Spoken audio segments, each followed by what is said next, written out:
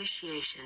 The RWBY fanfiction includes OC characters. KJ Flanders Osipov. The first strike decides the outcome of a fight. That's the way it works in a battle between the light and darkness, whether they be humans, faunus, or creatures of Grimm, whether they are controlling their own will or unable to do so, whether they be enemies, or perhaps even friends. KJ was running around the Emerald Forest without any consideration. There was no real reason for danger, but he had vague hopes of matching up with someone competent on such an important day. Although to tell the truth, he would have preferred to work alone. The initiation day at Beacon Academy had arrived, and KJ felt more than ready to belong to it. The boy stopped suddenly when he noticed a strange smell coming from nowhere. His heart began to beat faster, and his fear came to the surface when an inaudible tinkling sound was produced behind his back. KJ had always been a good student,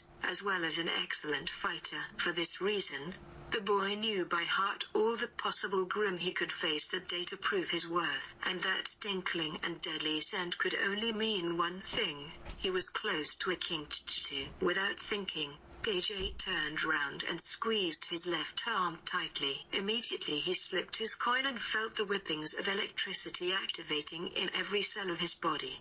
But most of it was concentrated in that arm. He stared at Kinkjutsu, that gigantic two-headed serpent that lunged at him mercilessly. KJ had to dodge those fangs with great speed and managed to strike a hard blow to one of the heads. The white head of the serpent shouted a peculiar cry of pain, but the black head struck KJ's body hard, and he fell to the ground with regret. He tried to get up quickly, thinking of some way out, for he had not warmed up enough to face a monster of that caliber alone. But KJ knew he could take him down, even though the boy was easily missed in the crowd and could even be mistaken for someone fragile.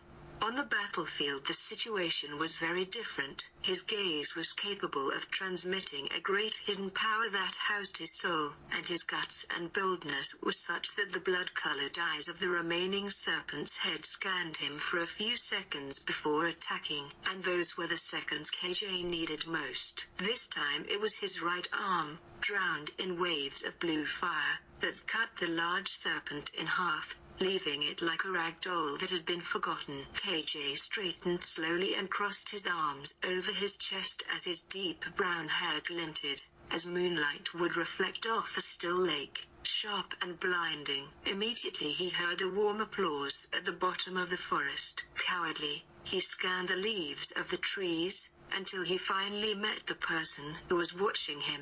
Aero Blue. KJ sighed and his arms returned to normal. He regretted seeing Aero in the eyes because that means that she was now his partner that day. He hated the idea of having her as a couple. Clearly, he didn't need anyone, much less a gun user. He did not want to discredit her, but he felt that this was the option chosen by cowards. One second thought, if he wouldn't have such amazing qualities in both arms, he might as well be like Aero Blue. That was amazing. I bet you'll be an exceptional student. Thank you, Aero. Why didn't you attack the Grimm? Not for nothing, Flanders. But if we're going to work together today, I'd like to stay out of trouble. Do you understand me? Our goal is not to kill today. I just want to find the relics and get back to the safety of the academy. KJ perceived the bossy tone of her voice, but he decided to ignore it. How boring, KJ thought, but he smiled and accepted Aero's condition. He thought it was better that way because he wasn't sure he wanted to show the others everything he was capable of doing at first. He was tired of being looked at with fear. He didn't want to be as feared as he was in the past. But he only got those looks when people were aware of his power. Off the field, he seemed like an altogether different person, shedding the serious demeanor he used as a hunter and displaying a gentler side of his personality. He had hoped to graduate along with the other future hunters at his old school, but the headmaster of Beacon, known as Professor Ozpin, had apparently been watching a few select prodigies and allowing the most talented of those early entrants to this prestigious institute. Naturally, KJ was one of them. graduating from his previous institute 1 year early, when he was 16. While he was grateful to enter Beacon at such an early stage, he couldn't help but feel a little dejected leaving his old friends behind. Here he was alone, and so far, he had only managed to strike up a conversation with 2 of the students at the academy. After an eventful first day at Beacon, KJ and Era continued walking through the forest, meeting another couple of students along the way. Together they arrived at the middle of the forest, where KJ could see several familiar faces from the previous day, the day of their arrival. Such people would be the future Team RWBY and Team JNPR. It was initiation day. They had made it to the temple at the center of the wood. Although KJ had been told not to get involved with the other pair's affairs if he could help it by his combat partner Rara, KJ was concerned about his new partner's behavior because he didn't want anyone to dictate to him on the battlefield. When KJ exchanged a glance with Ruby in that forest, his breath stopped for a moment. He immediately regretted not having played with her as a couple and noticed that she seemed a little uncomfortable with her partner, a girl named Vice. On that first day, he had made his way from the airship exit, trailing behind several gaggling groups of older students while a blonde boy rushed past time and knocked him sideways as his hands clasped over his mouth, a look of sheer desperation on his face. Poor guy, KJ thought. He even heard a couple of girls call him the Vomit Boy earlier. KJ had decided to take his time making his way to the entrance of the main building, taking a scenic route by strolling around the front gardens of the grounds. It was a warm, humid kind of day, early September, where the leaves seemed to hold onto tree branches for their life until they were ready to flutter to the ground. He looked up at the blue sky momentarily, a slight breeze pushing his dark hair away from his forehead. All he could hear was the fading sounds of jeering students and the chirping of a few birds nearby as he closed his chestnut-colored eyes. Peace. But peace could only last for a moment. The birds scattered from the trees as a loud bang erupted from what could only be the main pathway to the school's entrance. KJ's eyes furrowed as he hastily made his way towards the sound of the sudden noise, curious to see if this was part of an early initiation ceremony, although he had heard that wasn't until the following day. What he found startled him even more than he imagined. A small girl dressed in black and red clothing lay alongside a huge weapon, her eyes closed, her eyebrows furrowed slightly in what could only be assigned as pain, fear, or anxiety, or possibly all 3. He crept up to her quietly, almost nervous that this was some kind of trap set to test his abilities. But she looked so young and defenseless, so KJ eventually decided to speak up. "Are you okay? Should I call a nurse?" No, please don't. HMPH? The girl had almost instantaneously risen out of her lying position and jumped up to place her small hands over his mouth, not allowing him to complete his call for the school's medical staff. He grunted in surprise as her expression changed from panic to pure embarrassment, her hands quickly retracting from his face as her pale cheeks began to flush as crimson as parts of her clothing. "Oh my God, I'm so sorry. I didn't mean to jump on you like that. It's just that, well, I've just kind of blew up a girl's crystals." And then she got mad and started yelling, and then another girl came over and helped me out until the angry girl left. But then she left too, so I just lay down on the ground for a bit, and then you came over and started calling for medical aid, and I could have unintentionally made your first day even more traumatizing. Yeah, pretty much. KJ chuckled quietly at the girl's matter-of-fact response. She was interesting, it was for sure. Besides, KJ was a little surprised by the color of her eyes. That girl had the most amazing eyes he'd ever seen. They were totally silver, like the eye of a hurricane, and, despite being clear, they had something deep inside that made KJ pale. That's when he remembered ever reading that those eyes were what a Grimm feared the most. "Sorry about that. Ha ha ha. I'm KJ Flanders. By the way, nice to meet you, KJ. I am Ruby. Ruby Rose. For some reason, he didn't feel awkward around her. Despite only meeting her, she gave off an easygoing energy, prompting him to continue his conversation with her, silently willing her to fall in step with him towards the school building. She complied and they both strolled slowly down the cobbled pathway, quietly looking down at their boots until KJ decided to start the conversation again. So, you look a little young to be enrolled here at Beacon.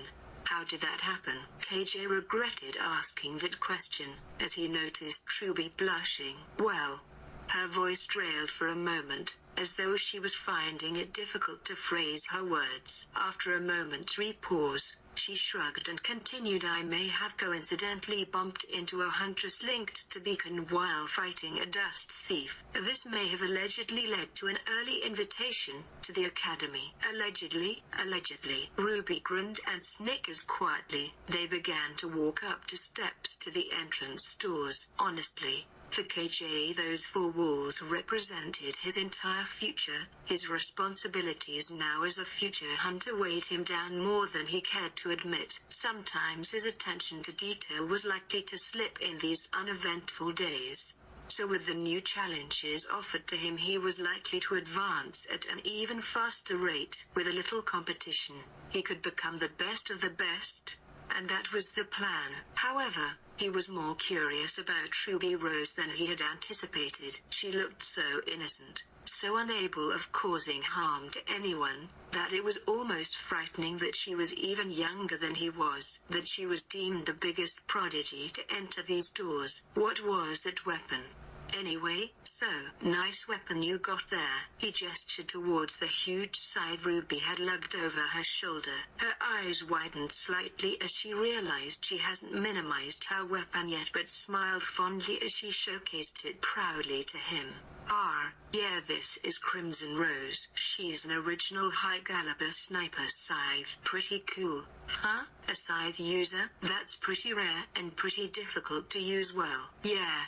My Uncle Crow whipped me into shape back at Signal though. Crimson Rose and I have been inseparable since. She beamed widely and KJ looked down at the ground, bewildered at the strangeness of everything already mentioned in this conversation. And it only got weirder with the introduction of the second and only other person he had managed to get to know on his first day at Beacon. Whoa. What's that? A blonde-haired boy gaped unapologetically at the scythe Ruby had still not put away, pointing at it in shocked adoration before remembering to compose himself and struggling into a delayed prideful stance. I mean, hey guys, the name's Johnny Arc. Short, sweet rolls of the tongue. Ladies love it, do they? He and Ruby replied instantaneously, sharing a quizzical yet amused glance, their eyebrows raised jokingly as they turned back to the student they had previously only known as the one who threw up on the ship. And not yet. But they will. Johnny defended himself quickly as Ruby smiled dryly at his flustered yet kind expression. His nervousness was strangely endearing, and as they quickly struck up a conversation with him, it became apparent that KJ and Ruby could be on another level from some of the other new students. Or maybe Johnny was feigning inexperience. Nevertheless, KJ enjoyed the afternoon they spent together before the opening speech and dinner that evening. It had been only one relatively short conversation, and yet KJ had hoped to find Ruby once he landed in the forest during initiation day. He searched in vain and he ended up with Era instead. After making their way to the center of the Emerald Forest, he and his partner joined the small group of students at the temple and began watching the havoc being wreaked before them upon their arrival. Era scowled while her teal eyes narrowed as black feathers fluttered to the ground like rotting leaves. This was never supposed to happen. They were never supposed to be in this situation. The girl Ruby had partnered up with was clutching to the Nevermore for dear life as Ruby plummeted to the ground, landing in a tree alongside Johnny. Meanwhile, some other unfamiliar students had traveled to the temple on Anasa, and another blonde girl was screaming at everyone to calm down amid everything that was going on. KJ was so confused at that moment. It was around noon by this point. The wind had picked up significantly in the past few moments and a few clouds swirled overhead like consistent bad omens. Ruby had made her way over to the blonde girl whose name was apparently Yang, and the Ursa girl, whose name was apparently Nora. He wanted to go over and join her, but he could feel Era's A's begging him to stay out of whatever mess they were about to get themselves into. We should collect the artifacts and head back through the forest as fast as we can, she muttered quietly so that only he could hear. I don't like to be controlled, Era. I'm not controlling you, she spoke loudly, clearly offended. Then, he glanced over towards her and hesitantly nodded in agreement, giving the strange group of individuals one last glance before turning to walk away. It was weird because he was quite sure that Ruby looked at him, but before they could go further, they stopped in their tracks as two figures stood before them, both unflinching in their resistance. The first, more visually fearsome of the two was a brawny male with spiky vermilion hair, while the smaller one was a dainty-looking blonde girl. KJ recognized them from the airship that took them to the academy the day before but hadn't even spoken to them at the time. The girl beamed enthusiastically while the boy grunted in acknowledgement. The girl then piped up, her vocal tone displaying an almost musical quality, totally juxtaposing from the words that she quickly uttered. Unless your semblance is the speed that Deathstalker will rip you to shreds, if you don't work together with the rest of the students here,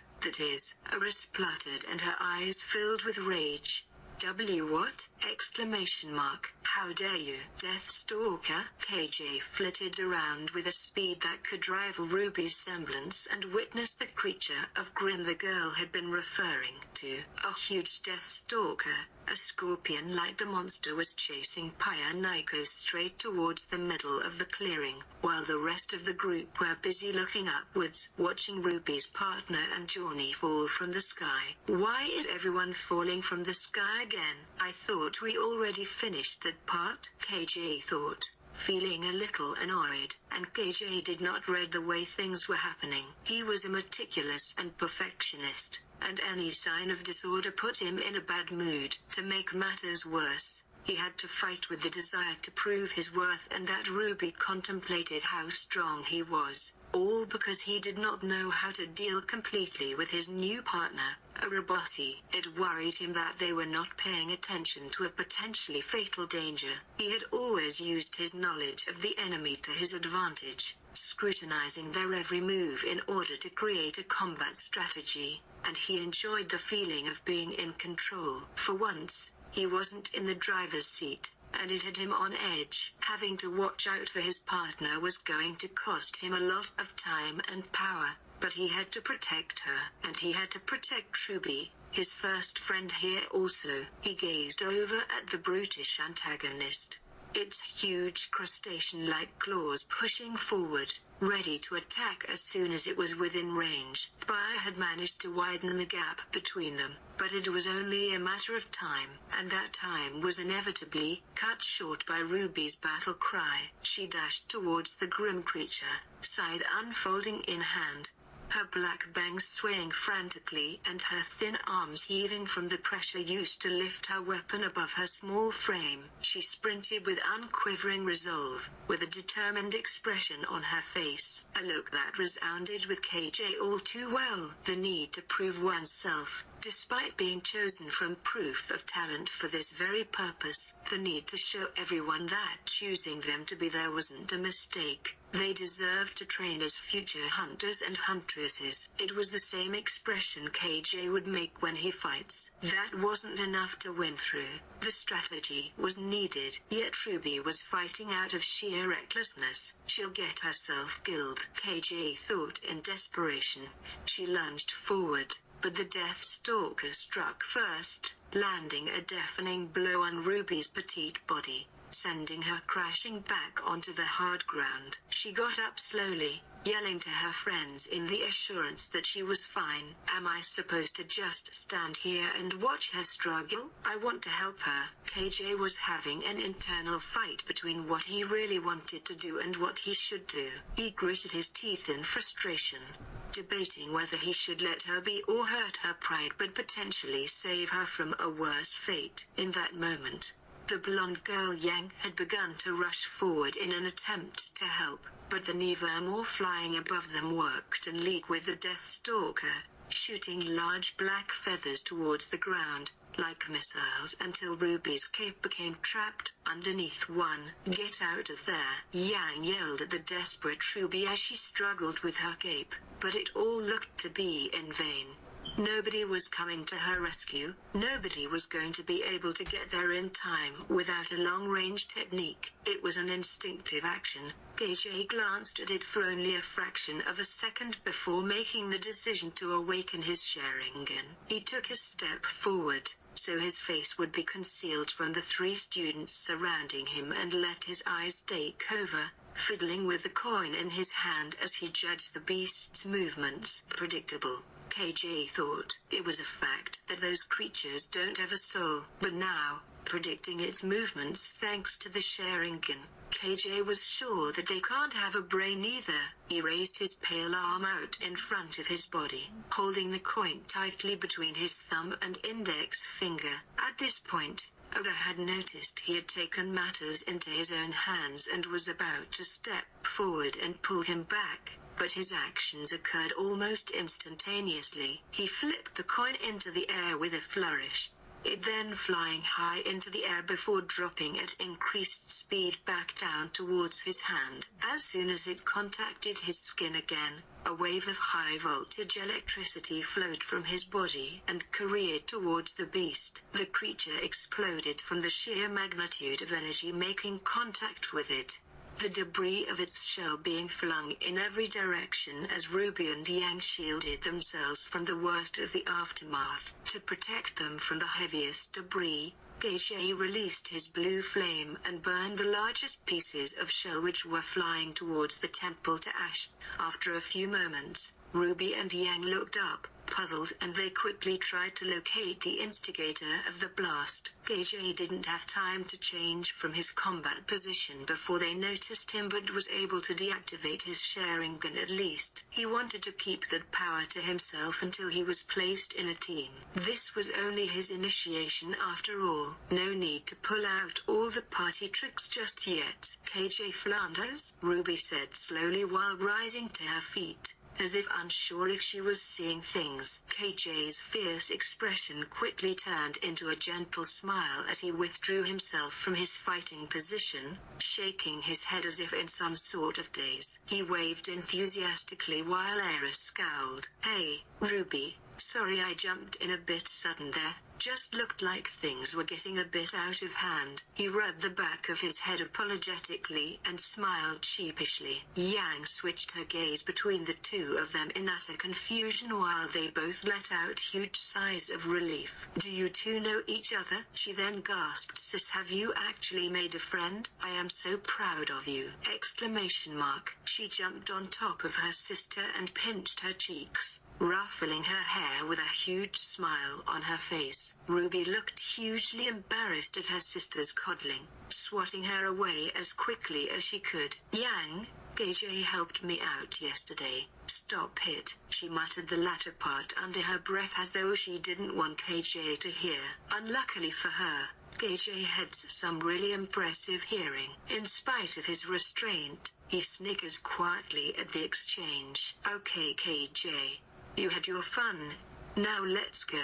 Ara pulled at his jacket in an annoyed manner, while the two other students standing beside them stood and watched with indifference. KJ momentarily ignored her to find out more about them. For all he knew, they could end up being part of his team. Knowing their names would be useful. I'm Emerald, My specialty is a brute strength, the petite blonde girl said slowly, as if to start a conversation, looking eager to join forces with him now that she had witnessed his electrical abilities. KJ Flanders, and you are? He gestured towards the red-headed man with confusion. Surely that guy was too old to be a student at Beacon. Emerald noticed his confusion and continued with her introduction. Oh, this is my older brother Robin. He got held back 3 years after an incident back home. Hey, Robin grunted unenthusiastically. Which is your specialty, Robin? KJ wanted to know, trying to make some conversation. My specialty is that is not your fucking problem. Robin, come on, KJ, please.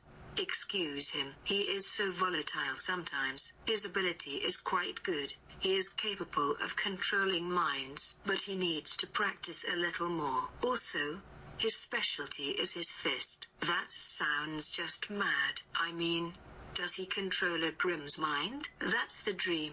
Era, I am sure he could do it someday. Right, Robin? Robin nodded without any emotion. KJ thought how unuseful Robin was in a combat if he was incapable of controlling the principal enemy's mind. He just hopes Robin's fist is good enough in a fight. While they were having this exchange, the other 8 students that were currently also at the temple had made their way over to them with their chess pieces in hand. Well, there's no sense in dilly-dallying. Your objective is right in front of you, Ruby's partner Vice stated with an aloof yet trustworthy look in her eyes. The 4 of them rushed to grab their pieces as they noticed the Neva more quickly beginning to circle back towards them. They joined the other students, and everyone nodded as they realized the only way to get back through the forest was to move as quickly as possible. Run and live. That's an idea I can get behind. Johnny piped up as they began to run away from the temple with their artifacts. The Nevermore caught sight of its moving prey as they began to make their way over rocky terrain. It crowed and seemed to signal to some other creature of Grimm as they soon heard clacking movements begin to approach them from behind. KJ gritted his teeth and glanced up again at their aerial opponent. They had almost lost Ruby to a small death stalker. If it hadn't been for his electrical semblance, she could have been eradicated. Now the Nevermore was perched on a large stone wall. A perfect vantage point for easy pickings like newly recruited hunters and huntresses in training. How could he have missed this villain? How had this Nevermore evaded the fate of KJ's combat impulsivity when it was in part responsible for all that danger? The only conclusion he could make was that he was afraid of failure. That he was indeed a coward hiding under the pretense of someone kind when he was truly a ruthless human with abilities. All this so that he could remain somewhat unnoticed until he deemed it the correct time to strike and then take down the creatures of Grimm and anyone who he considered to be tainted by the evil encompassed by Grimm. They halted as the Nevermore released a blood-curdling screech as it stretched its raven wings in predatory wait. Era then deciding to hide behind a boulder along with Johnny and a few others. KJ looked at them, realizing how good they looked together. Just hiding and evading action. KJ ran up beside Vice and Raven and pushed them forward, forcing them to move out of plain view. Run, he demanded as he ran in the opposite direction, their legs moving as quickly as they could possibly allow. KJ, Nora and her partner, whose name was Ren, began distracting the Nevermore as best as they could. Ren used some form of a gun to fight, which was in this case ineffective in KJ's opinion, but in this situation, they just needed to get out of there. So he kept his mouth shut and attempted to aid them without wasting his aura on another electrical charge. He removed his dual-wielding swords from their sheath on his back and slashed them through the air to settle in front of him in an attacking position. So, this was it. The first strike decides the battle. If the opponent with the first strike plans accurately, it could win the advantage along with the battle, but if they miss, it could cost them their lives. They had to be extremely careful about this if possible. KJ wished to retain all his comrades alive. His fellow students would engage in combat against the monster while he looked for its weakness. using his swords as protection until he was able to formulate a plan against this foe. They would use this formation to stall until it was defeated, and they were able to get back to Professor Ozpin and Glinda Goodwitch in one piece. They sprinted until they reached a stone bridge leading them to the outskirts of the forest. The Nevermore circling until the perfect opportunity to separate its prey arose. It smashed the bridge in half, leaving himself, Pyre, Ren, and Raven trapped with an even larger Deathstalker approaching from behind. So, this is what had been following us. Gee, thanks for that, Nevermore. Really, KJ thought. Nora and Johnny made the jump between the two bridge sections by using the force of Nora's hammer to propel them. Raven fell backward as she lost her balance but quickly used this to her advantage, using her weapon to hoist herself up onto the Nevermore and attack its flesh with a sword. Nora then got into an attacking position and prepared to lunge at the Deathstalker. Stay back.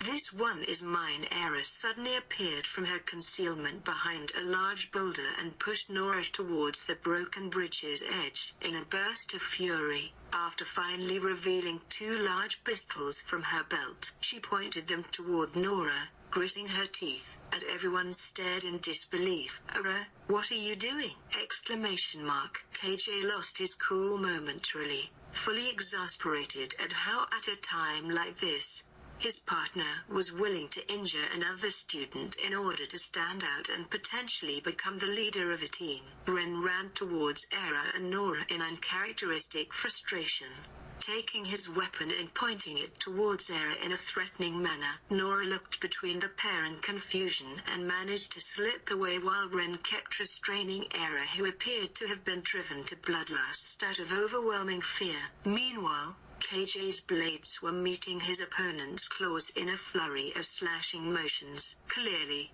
the creature was sacrificing the health of its limbs in the process of defending its weakest areas from him. However, KJ's ascended abilities using his Sharingan gave him the upper hand, and he eventually showcased his Rinnegan in both eyes. In order to use the outer path, he mustered up enough energy to create a chain made from his aura, binding the Grim while gripping his swords so tightly in his fist that his knuckles turned white. He knew he couldn't defeat the beast in his state of depleted energy unless he risked blacking out, and he couldn't damage it enough without getting a serious backlash. All he could do was keep it under control until he could no longer fight. His temporary explosive power was too much for him because wounds began to form all over his body and he grew weak and lethargic in his attempts to restrain it. He looked over his shoulder to Johnny and Pyre, who were rushing towards him and the opponent to castigate it into submission while Nora prepared to deal the final blow. She leapt forward and swung her hammer at the monster, knocking it off the bridge and releasing KJ's chains in one swift movement. Although KJ's abilities and skill were a force to be reckoned with, as was his strategic and emotionless tendencies in a fight, in this battle, he could not reach his full potential for precisely that reason. He could not activate that cruel side of his personality while fighting alongside people he wanted to befriend. Until he was able to explain himself, he could not display the full extent of his power. Naturally, he was hesitant to hold back and look weak. This wasn't how he normally fought. He had to grow close to them, find out their strengths and weaknesses so he could have the upper hand in future, and more importantly to be able to lead a team successfully. He gasped as he crouched into a kneeling position, clutching his side where an open wound had formed. Damn, my aura won't help until I heal this, KJ thought, starting to feel dizzy. He looked up momentarily and saw Ruby staring at him, obviously watching the battle which had unfolded while she prepared to take down the Nevermore. She then faced her rival with the bridge grumbling below them as water from a nearby cliff dribbled down onto the pavement from the debris caused by the ongoing struggle. Yang and Vice began their attack on the demon, allowing Ruby to catapult towards it, torturing it with a gunshot, scythe suffocating combo, dragging it up the cliff in front of them. She beheaded the Grim without a labored scream, landing on top of the height with an air of heroism they could simply gape at. Yang grinned beside Vice as she watched her sister on top of the cliff while Raven merely sighed in relief. Ruby sighed in exhaustion.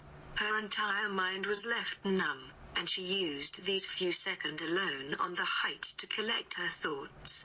She gazed down at the Grim's falling corpse, then looked up at the overcast sky and smiled slightly with a faraway look. Let's go. The group left the forest, feeling exhausted but very satisfied with themselves. KJ wanted to reprimand Era for her behavior, and he wanted to be as far away from her as possible. On the other hand, he was very uncomfortable when he noticed that Yang's partner Blake never took her eyes off him. KJ didn't know what to think about it, and wondered if that girl had noticed anything wrong with him. That evening, Professor Oz had finally assigned the teams and leaders for the new students who had completed initiation successfully. KJ was very excited, but he was disappointed to see Ruby being named the leader of her team, a group of girls made up of Vice, Yang, and Blake. He immediately knew, once he got on the platform where Professor Ozpin was and delivered the queen pieces, that he would be reassigned with Ara. His team was now the Kale team, where he was the leader, and Era, Robin, and Emerald were his new teammates. KJ had unsurprisingly become a team leader, probably aided by the fact that his three fellow comrades used him as a shield for the entire first day. But apparently this news was not to Ara's liking, but KJ not care, as he had not attended anyone. On the other hand, Johnny was announced leader of JNPR. Those were the only groups he was remotely interested in at the time. After the eventful day they'd had, and despite the fact he wasn't in the team he had wished for, being a leader was his goal. Now it was time to show anyone who would watch that he could really be a hunter in the making. Looks like things were shaping up to be an interesting year, and KJ Flanders wasn't going to hold back anymore. Part 2. Beacon Academy was probably the most prestigious school in the kingdom, one reserved for the elite in their field of combat, both academically and otherwise. The best students in the prefecture could be found here in their minority, coming from miles around to receive the best education the state had to offer in order to become the future generation of hunters and huntresses protecting the civilized nations from the creatures of Grim. KJ Flanders wasn't the most intelligent of students. In fact, his IQ was only slightly above average at best. But he did have one thing not many other people did. He was cunning. He was well known back home for being a tough opponent to go up against psychologically as well as physically. It wasn't just adults who had changed their opinion on his in the past few years. His old friends had also begun to see him in a different light and constantly avoiding sparring against him. However, with the arrival of a new school term, KJ had finally transferred to Beacon with the aim of helping those who couldn't defend for themselves. It was 7 a.m. The wind bustled the autumnal leaves which now had begun to litter the cobbled paths sprawling outwards from the school in all directions, students milling around the building in their masses. The sun was beginning to rise and stretch over the infamous building, its many facets filtering light and shade over the surrounding grounds. The entire atmosphere still seemed somewhat fresh, chatter whistling through the air as a new term began. KJ walked alone with a girl called Era Blue at his heels, who now happened to be a member of his team, Kaya. He wasn't used to being constantly followed around by someone. It was practically suffocating. He felt like dashing towards the school in a desperate bid to escape her, but thought he might end up being captured and held hostage by her small grappling hands if he did so. That was the strength these girls possessed. 9 a.m. That's when he had to go to his first class with her. She had stuck by his side like hot glue since they had been partnered on initiation day, but had barely said a word since. By the time he had managed to haul himself out of bed that morning, she was already standing at their meeting point, arms folded. She immediately scowled as she caught sight of him.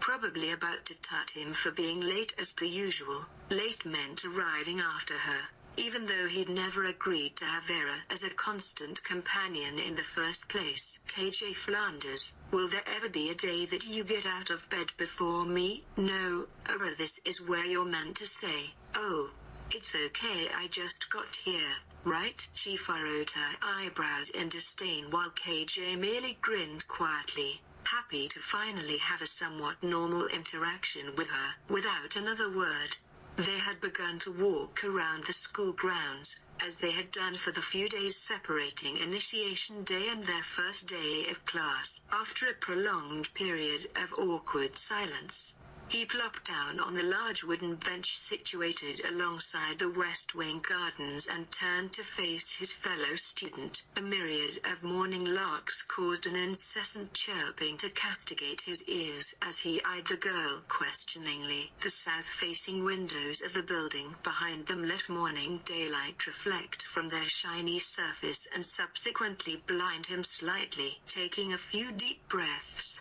he managed to compose himself and give off a more serious demeanor. He was still getting used to his role as leader of his team after all, and his personality didn't really suit the whole democratically pleading people to cooperate with one another kind of thing. He straightened his back and gazed at her with his regular brown eyes, and her piercing teal eyes shone back at him in a knowing manner. Her straight long hair with bangs and her pale skin contrasted next to her now reddened cheeks, flushed like blood drops in snow as she stared at her superior for a little longer than she could manage. She dropped her eyes to the floor in what resembled embarrassment. KJ chose to ignore it. He didn't feel like teasing her about something that could get in the way of their group dynamic. She was already a little difficult to work with. So, excited for the first day of class, Ara had finally decided to break the silence. Also trying to avoid the subject KJ was obviously trying to breach, in vain. Naturally, I will be after we work things out a little bit first. Ara, you know I'm not exactly a natural in this kind of positions. Her head snapped up suddenly, a look of slight surprise on her face which was soon replaced with a small smile. She looked like she was reminiscing about something. Now there are a lot of people, KJ, but sometimes you can only be ready for something when you're placed in a situation that forces you to be the person you didn't know you could become. He chuckled slightly. Where has all this wisdom been hiding? She gasped in faint contempt as he teased her. A soft smirk now gracing his face, his eyes crinkled in warmth at her light-hearted response. He was taken aback by his feeling of protectiveness over her at that moment, but as she was a member of his team now he couldn't help it. They just might be able to work together after all. You kind of ignored me during initiation. In fairness, I am looking back now and I am really glad you did. I don't know what came over me. Nerves, I guess. So, what I'm trying to say is, thanks for helping me back then, she stated, slightly embarrassed. His hand scratched the back of his head in reflex, the corners of his mouth turning upwards into his signature sheepish grin. She grinned back suddenly, her eyes closing as she chuckled softly along with him in their quiet days. They still were seated on the cold outdoor bench, completely unaware that the bells for class were about to ring. It's okay, I was scared too. Instinct causes fight or flight,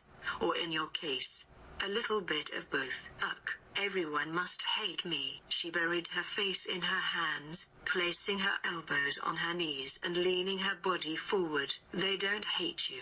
Probably just think you're a little crazy. Ugh. She crouched even further in her ashamed position, almost funny, covering her entire head with her arms. We are gonna be late. He heard a high-pitched voice screech as a large group of students whizzed past them. Professor Ozpin and Glinda Goodwitch watched from a distance, indifferent to the tirade which has just passed through the area. It took KJ a few moments to realize what this meant, but as soon as it dawned on him he checked his watch hurriedly. His eyes widened. It's 8:58. Come on. He grasped Tara's hand and pulled her up as quickly as possible, pulling her behind him as he sprinted towards the first classroom noted on their timetable, and managing to wheeze their way into their seats by 9 a.m. on the dot, clutching the stitches in their sides as they practically crawled to the back of the class. He could see the majority of Team RWBY already dozing off,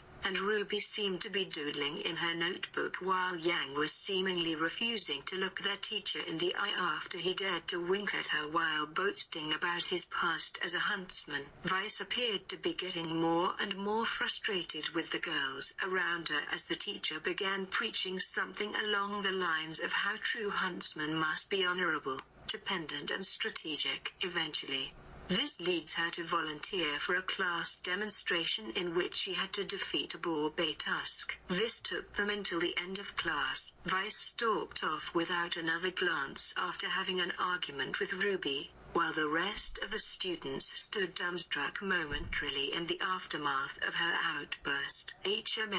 Looks like those girls might destroy each other from the inside. What do you think, Robin? Emerald mused quietly, seated to the left of KJ while Era sat on the right. Robin sat to the other side of Emerald, his muscular arms resting on the desk, one of his calloused hands resting his chin as he looked entirely unamused by having to get up before noon. I don't know, he replied curtly, his eyes rolling slightly at his sister's apparent curiosity surrounding the other teams. This didn't put Emerald off, however, as she then turned to KJ and continued to pry on what the others might be up to. What do you think, KJ? Do you really believe little Ruby can lead a team at her age? Oh wait, aren't you a little young yourself to be managing such a large responsibility? She chimed happily, her melodic giggle making the backhanded compliment sting a little less than it should have. He tried to shift the point of conversation from Team RWBY to their own lack of cooperative skills, knowing that this was their priority if they wanted to succeed and graduate. Don't you think we should be more concerned by how we barely even talk to one another,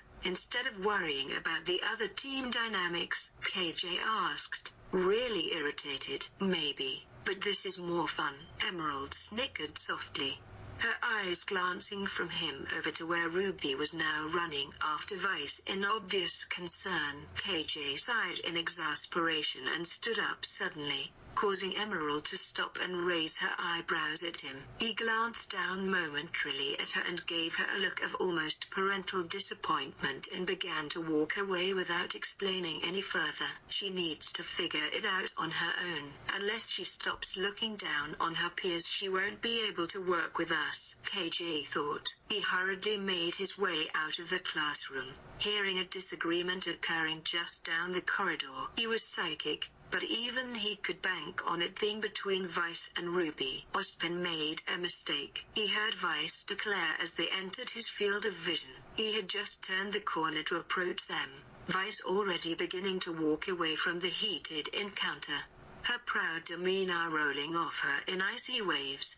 her aloof head held high as Ruby slumped her shoulders in defeat. KJ walked up behind her slowly, cautiously, and with good reason. Professor Ozpin seemed to appear out of nowhere from a room located down the corridor behind Ruby, and so KJ decided to stay silent and evaluate the situation further. I feel like Emerald's habits are starting to rub off on me, KJ thought.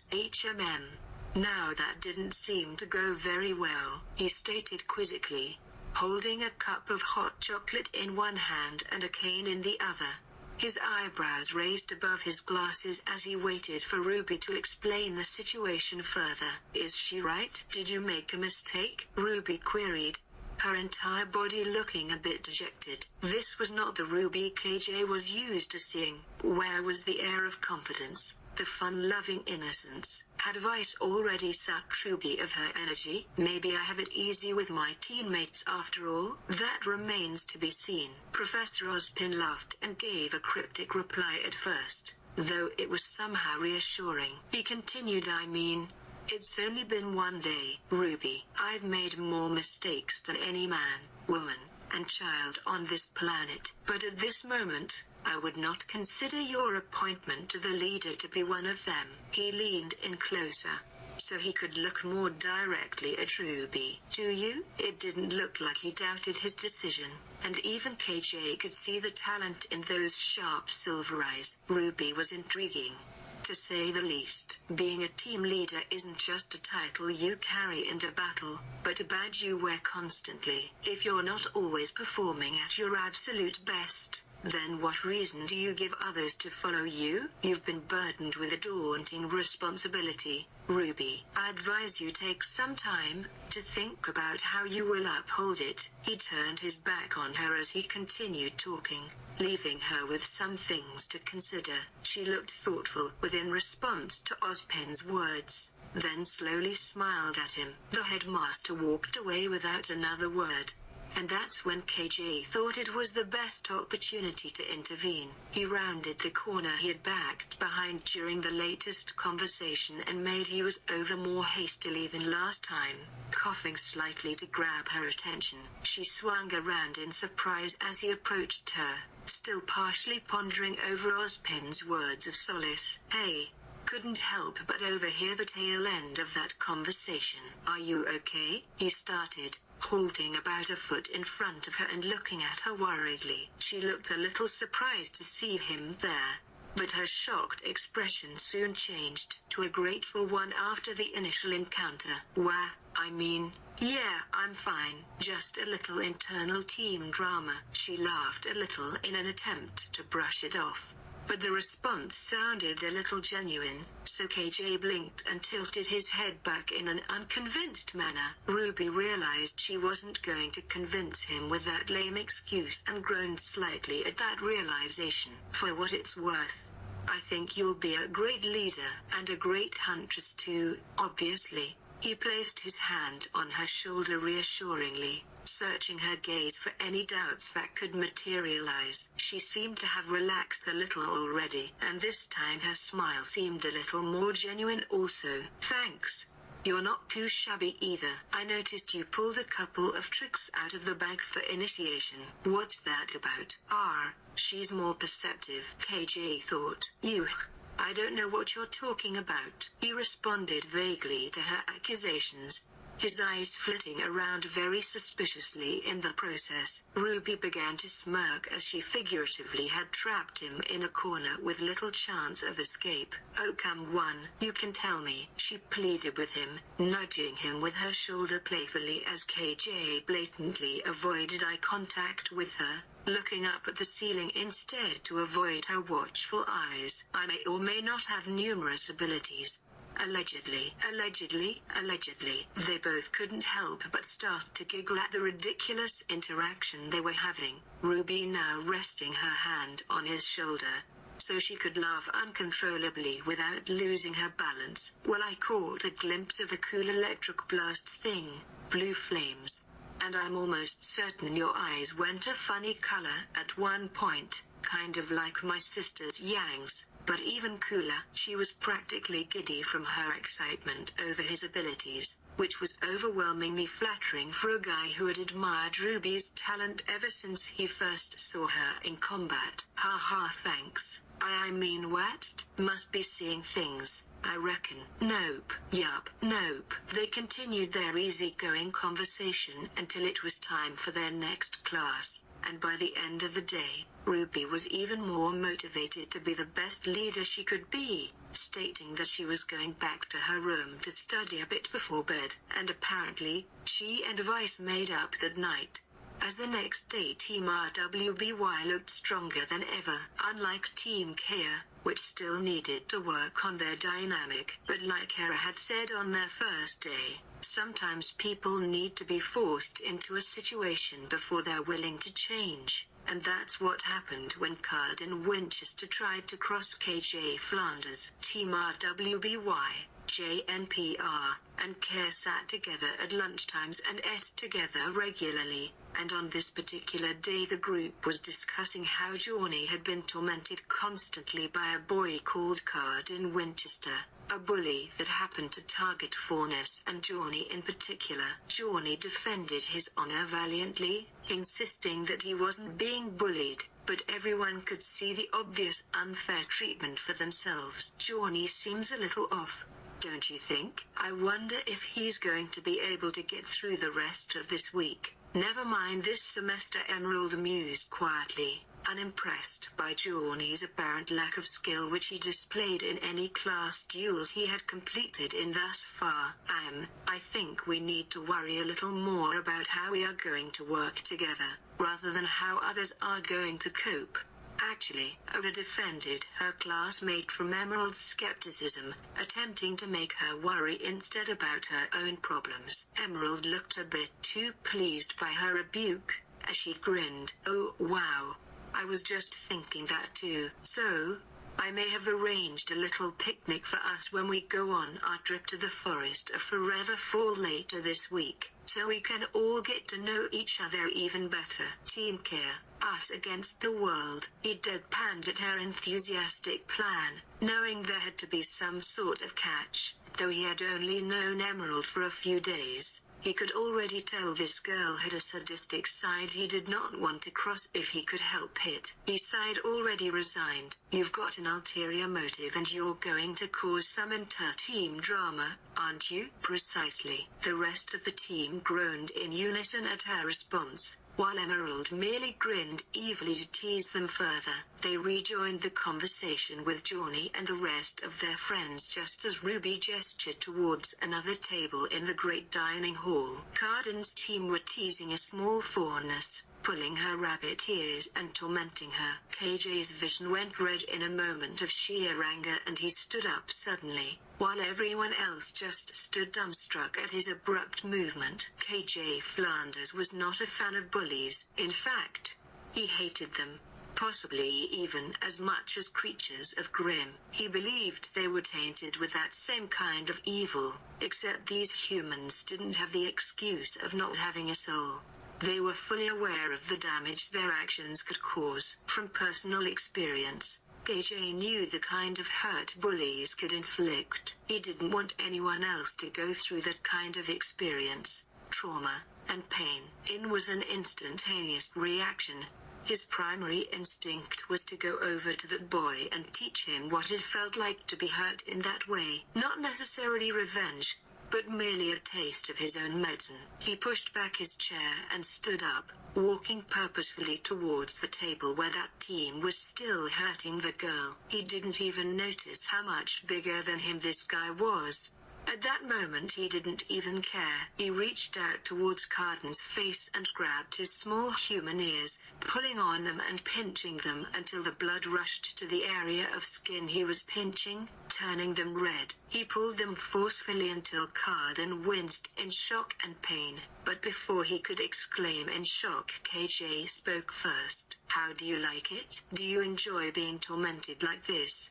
Just like you were doing to that girl? Do you think that's fair? Carden merely gritted his teeth in annoyance and pushed back until KJ let go, unable to respond without getting another backlash. KJ then turned to see his entire group of friends staring at him. Mouth agape, they sat frozen until Yang began applauding him and whooping until everyone else joined in. He bowed in mock regal gratitude. From then on, any time he caught Carden bullying another person such as Johnny, he would reciprocate their actions. For instance, when Carden threw Johnny into a specialized locker and launched it into the sky using a 6-digit code, KJ then followed suit and locked Carden's muscly, tall frame into a container and launched it even further than where Johnny had fallen. After a few days, all these fateful encounters eventually seemed to lead up to a duel Glinda Goodwitch had officiated during training time. They both made their way into the center of the room, the rest of the class watching intently from the raised lecture hall seating. They both got into their unique battle positions as Glinda signaled the start of the match. And in an instant, Carden was rushing towards him. all his rage at being made pay for his crimes fueling each stride. KJ meanwhile had only taken his swords out of their scabbards and was busy looking at the makeshift poster Ruby had made to support him in the crowd. He found her childish handwriting oddly endearing. It all happened so quickly KJ was barely able to process it. His hands, which were still clutching his swords, were literally encased in Cardin's vice-like grip and were already turning cold from the lack of circulation. He could move faster than KJ had anticipated, and on top of that KJ had his guard down. KJ turned immediately in shock as Cardin smirked mischievously in response, his weapon still slung over his shoulder. It seemed like Cardin thought KJ's swords was the primary target in this fight, an asset due to her extensive physicality and apparent destructive power, which meant they should be removed from the equation immediately in the eyes of an opponent. KJ did not want to use his Sharingan if possible, as he knew it would tire his aura more quickly. But if he couldn't activate his blue flame or electrical semblances, he would have no choice. His eyes furrowed as he attempted to reach his coat pocket for his quarter, to fight hesitantly, but with resolve. He didn't want to seriously harm Cardin, but if it meant retaining his pride in front of his friends, he would do whatever it took to win. He wouldn't let this type of guy get an ego boost. Not after what he did to Johnny. He refused to even imagine the consequences of losing. On the inside, he was facing pure strategic turmoil. Yet on the outside, there was a usual determined calm facade. He struggled to get out of Cardin's grip by landing a series of kicks to his stomach and legs until his hands slackened enough for KJ to get free. However, Cardin managed to block any major force behind the attacks with the end of his mace. Counterattacks were easily dodged by both students as they continued to spar. He was meticulously trying to think of a way to get the upper hand, whether that be psychologically or physically, when he heard the cheering of a girl in the crowd. "You can do it, KJ. Team care." KJ heard an enthusiastic scream of error as she punched the air with her small pale fist. Cardin's mouth dropped wide open with disbelief and KJ scratched the back of his hand in slight panic and relief as she was immediately shushed by Glinda and the rest of the class. In their brief interlude, KJ had regained his composure first and took this distraction as a time to strike. This way he didn't even need to activate his Sharingan or Rinnegan. It was simple. Surely one flip of a coin would do it. He didn't want to kill the guy, but perhaps if he restrained his energy enough it would only render him unconscious. Glinda only realized his plan when he had already taken out his quarter. "Cardin, duck," she shouted in vain as quarter flipped through the air and landed on KJ's hand, allowing a flood of electricity to be shot straight towards his opponent, which even with the warning had only missed him by mere inches as he cowered behind a pillar in the corner of the room. The wall of the building wasn't so lucky though, as a plate-sized hole had been drilled the entire way through, showcasing the East Wing gardens outside. "Maybe I need to work on controlling my aura a little more. Never mind being weak. It's not good to be too strong in a situation like this either," KJ thought. Cardin slumped to the ground, already unable to move from shock as he attempted to struggle to his feet to continue the match. It was futile. Emerald chuckled at the back of the room, seated next to her brother as she watched her teammate in this advantageous state, with Cardin practically choking in fear and unable to tear his eyes away. "Maybe we can cooperate with this team after all. What do you think, Robin?" "I don't know. Are you sure?" Emerald turned from her brother and smirked knowingly, her gaze once again intently locked on KJ's body, which had now begun to stride over to Cardin's fatigued figure. "This is for anyone you've tormented up until now." He leapt forward and swung his arm back. A flicker of recognition registered in Cardin's eyes and he gritted his teeth in fear as KJ hit him square in the face. He then fell to the ground, muttering lucky shot before falling unconscious as KJ dusted off his black gloves in satisfaction. And I guess that's the match. KJ, you should have no problem qualifying for the tournament later this year. Cardin, maybe you should work a little more on a defensive strategy. And, oh, he's unconscious. Thank you, Professor. And you, sorry about the damage. We'll talk about that after class. KJ gulped. He was going to pay for that. He could tell because of Professor's eyes. Glinda Good, which was one intimidating woman, glancing up at his teams. He could see Johnny beaming ear to ear as Cardin finally got his comeuppance. That was what KJ had been hoping to see by the end of this match. That was how his morality functioned. An eye for an eye. A tooth for a tooth. That wasn't his motto, but in combat, that's how he saw things work. That's why he enjoyed training so much. There was no gray area where he had to look out for social conventions. It was pure skill. It had shaped his views of the world entirely. Being able to defend those who could not yet defend themselves. He knew that only some people could handle this type of mentality and talent without letting it go to their head. He also knew that the only way to survive that was by surrounding oneself with positive influences, with strong people who would support you no matter what. That's what he liked so much about the people he had met at Beacon. Like Ruby, they kept him from being a person he didn't want to be. He caught Ruby's eye as he made his way up the stairs to his team's seats at the back of the room. She had watched him compete and was now smiling proudly as his gaze met hers. And so instinctively he began to beam as well. He joined Team Care, who patted him on the back in support and waited for the next spar to begin. And at that moment KJ Flanders knew that every day he spent at Beacon was another day he wouldn't trade for all the talent or weapons in the entire world of Remnant. Initiation. The RWBY fanfiction includes OC characters, KJ Flanders Osipov, plus Era/Emerald M/Robin, contains spoilers of RWBY V1. This is a continuation of a few previous works, which took place during Initiation Day at Beacon Academy and then subsequently followed by a fighting taking place during the first few days of this semester at the Academy. This section occurs alongside Volume 1 of RWBY Ash concurring with RWBY Chibi Episode 1, Part 3. The next few days after the fight between KJ Flanders and Cardin Winchester went by in an uneventful manner at Beacon Academy.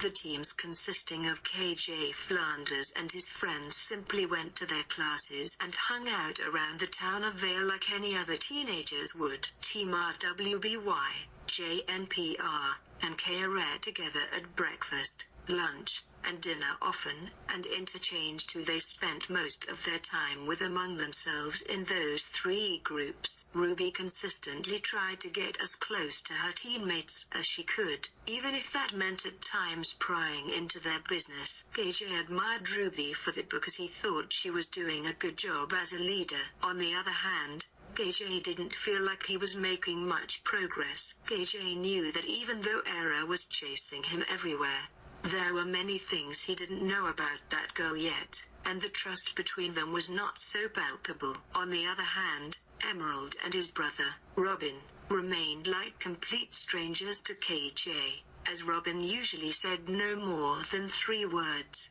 and Emerald said nothing but nonsense. KJ scolded himself for thinking like that and promised himself that he would try to improve his relationship with his peers, make them see that he could be a good leader too, and take an interest in them. Ruby, for her part, interfered in so many of her classmates' affairs that KJ didn't understand how the other girls could respond well to this, especially the day remembered as the day that Ruby found out Blake's most precious secret, which surprisingly was not when they found out she was a Faunus. Rather, this was the really important secret. The day Ruby found Blake's copy of the novel Ninjas of Love. It was a couple of days after KJ had fought Cardin and showcased a few more of his multitude of abilities, and Ruby was walking around the corridors of Beacon's dormitories after class. She couldn't find anyone on her team indoors and so decided to check if anyone was in their dorm room. She skipped down the hallway, her arms swinging by her sides cheerfully, and she quickly made her way to her dorm room at the end of the hall. She halted suddenly outside the room, her eyes flitting suspiciously from one side of the room to the other as she searched for anyone present while clutching the doorframe. After a few moments, she suspected nobody was present and shrugged indifferently. No one's here, eh?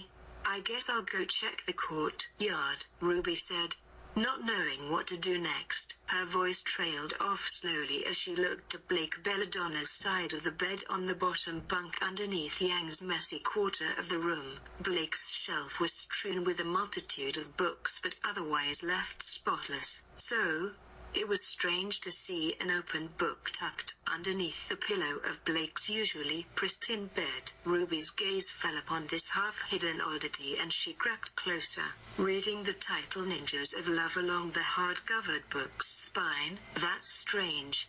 I wonder what Blake's reading about, Ruby thought. Ruby fully stepped inside the room and zoomed over to her teammate's bedside, crouching down to get a better look at the design of the book. It was unassuming, and a little mysterious in nature, so a look of wonder slowly developed on Ruby's face as she pondered what type of books her teammate was interested in. Probably some sort of cool, strategic psychological thriller. That's very Blake. She sneakily glanced around the room and outside to the corridor, making sure the coast was clear and nobody could catch her snooping before taking the book out from under its pillow concealment and examining it herself. She stared at the cover picture of a man and woman dressed in black, armed with blades and looking deeply into each other's eyes, under a tagline reading "No shadows can conceal the lust of one enigma for long," until she turned it around to read the description.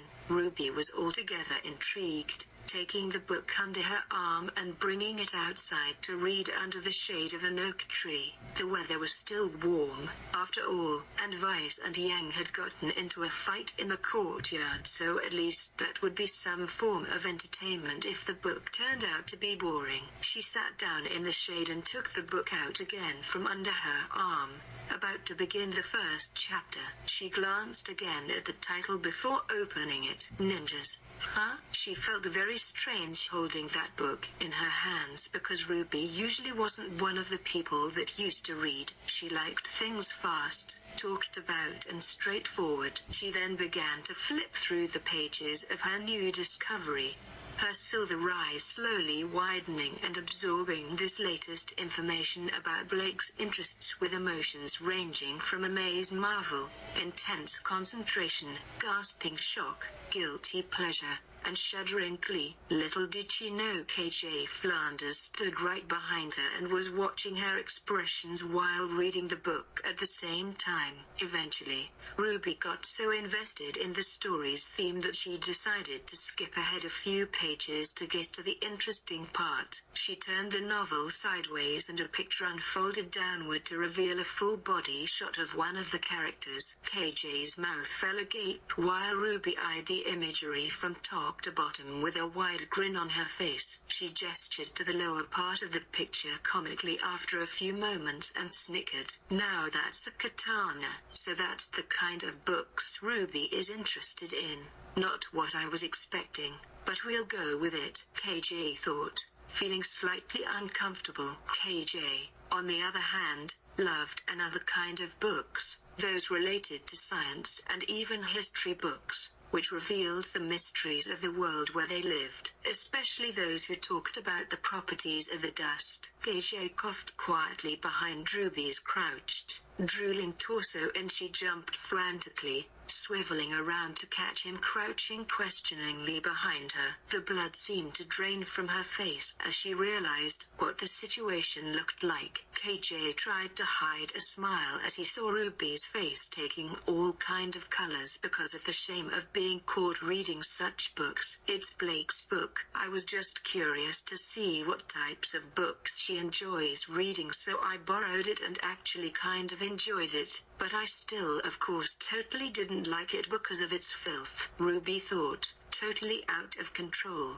as red as an apple. So, they both looked around awkwardly, struggling to meet each other's gaze in this kind of situation. Ruby whistled as she looked over at Yang and Vice instead, using that as a form of distraction from her overwhelming embarrassment. They were in the middle of the courtyard at this point. Vice had once again raised her weapon threateningly at Yang with a snarl in preparation for her next attack. Yang, in turn, raised her strong fists with a smirk, looking a lot more confident than her furious counterpart. They got into their battle-ready stances before coming at one another, Vice swiping her blade at ducking Yang, whose curled hair somehow still managed to look pristine after each attack. Noticing the near blow to her locks, Yang attempted a punch on Vice, who blocked it with a small glyph before swinging her sword down onto one of her opponent's gauntlets. Yang used this opportunity to smack the blade away from its wield device and left her open to a leap in the air followed by a blast from her weapons, only for the shot to never fire and result in only a click noise. Yang landed back on the ground and kept trying to punch her weapons into shooting,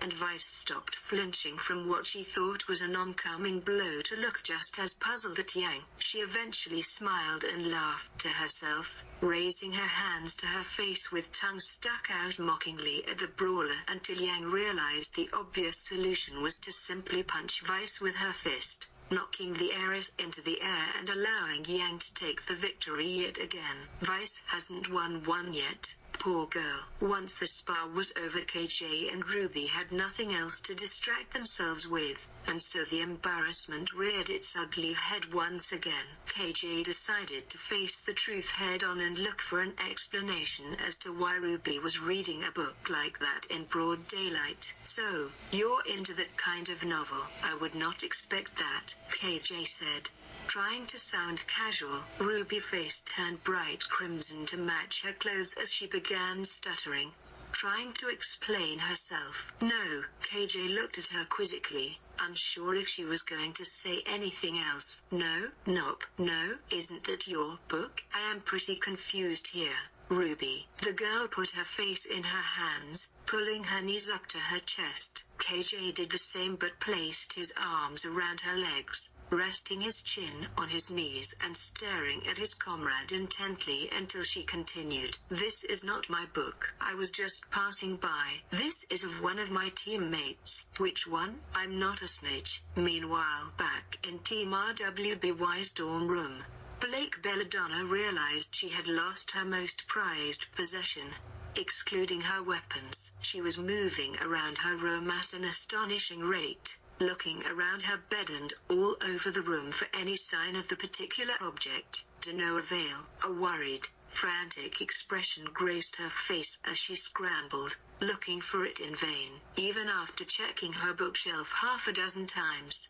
she looked, again and again, hoping it would magically appear in front of her very eyes. Where is it? Exclamation mark. Blake asked herself, thinking that she was sure the location of the book, under her pillow, but the book wasn't there.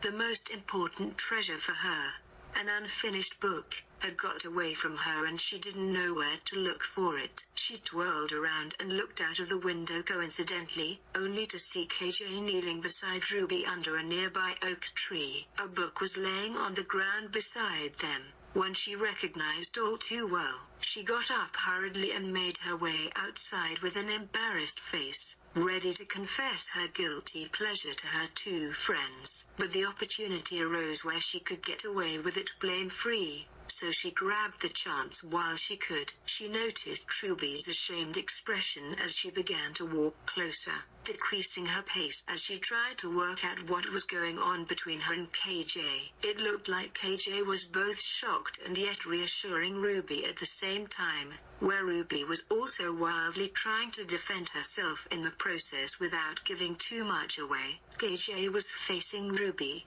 his back turned away from where Blake was now standing, around 10 meters away from them.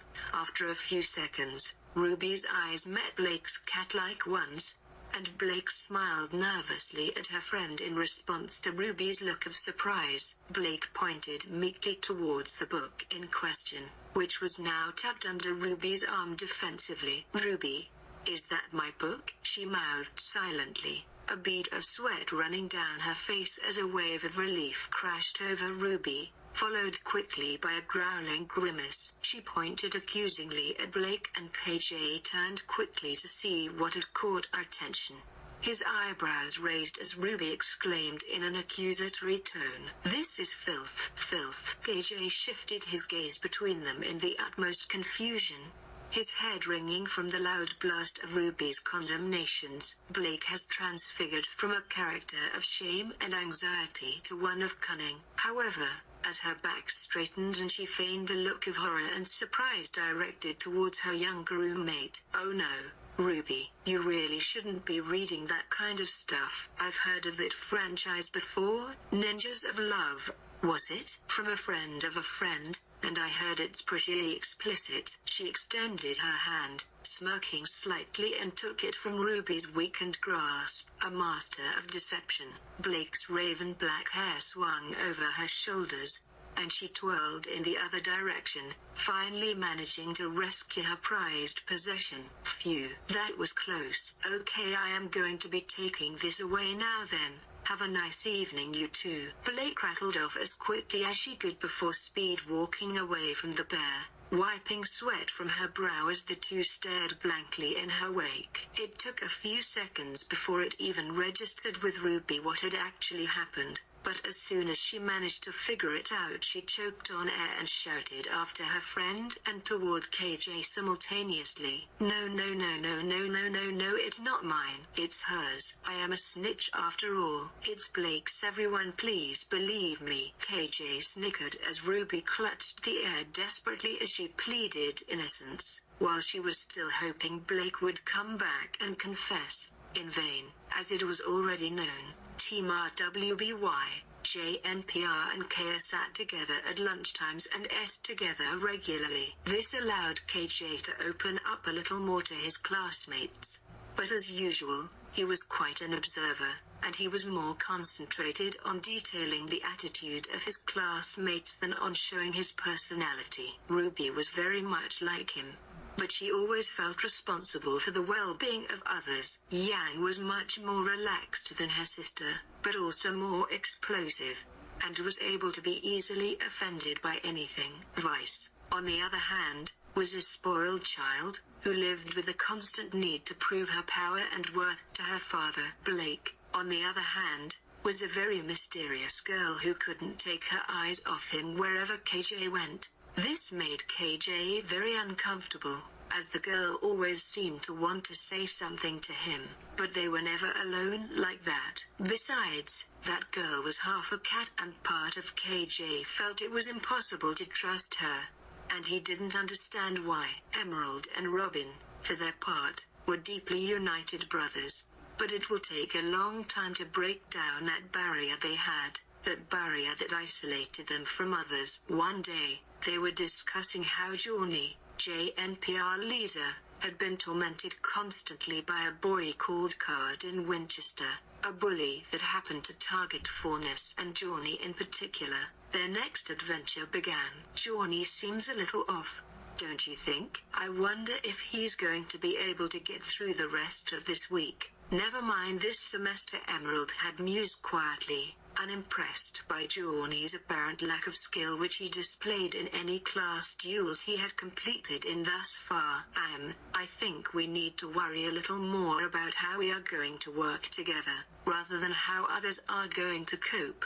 Actually, Ara defended her classmate from Emerald's skepticism, attempting to make her worry instead about her own problems. Emerald looked a bit too pleased by her rebuke, as she grinned. Their next adventure occurred after Em had made a very naive suggestion during that lunchtime at Beacon. So, I may have arranged a little picnic for us when we go on our trip to the Forest of Forever Fall later this week, so we can all get to know each other even better. Team Care, us against the world. He deadpanned at her enthusiastic plan, knowing there had to be some sort of catch. Though he had only known Emerald for a few days, he could already tell this girl had a sadistic side he did not want to cross if he could help it. He sighed, already resigned. You've got an ulterior motive and you're going to cause some inter-team drama, aren't you? Precisely. Emerald looked at him a few seconds, and she grinned. She's totally crazy, KJ thought, and this thought made him smile for no reason.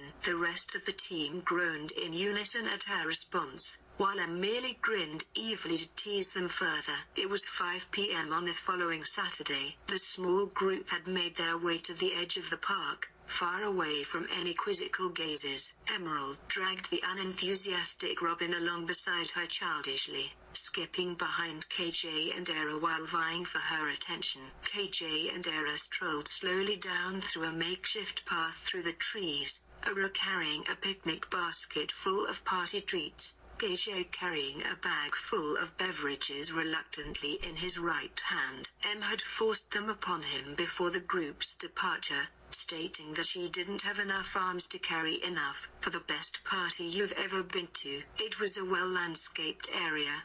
They walked slowly upwards as the altitude increased. They strolled lazily up towards the highest oak tree they could find, leaves still fluttering to the ground with every warm gust of wind. The sun was mulling over bright September evening skies, a myriad of colorful full-time trees enveloping the plain of grass. KJ and Era lay down on top of a soft maroon picnic blanket, Era beginning to open the picnic basket and sharing food around. KJ Flanders pulled his cloak tightly around him against the onslaught of bickering going on around him, as if that would somehow protect him from being inevitably brought into the discussion. It had been a long walk through the Forest of Forever Fall with this crowd of students, and he was already weary of Em's antics. But his pockets were filled with snacks and his bag was filled with cocktails that Em had already ushered him into carrying, so he couldn't back out now. Looking up through the canopy of autumnal trees above them,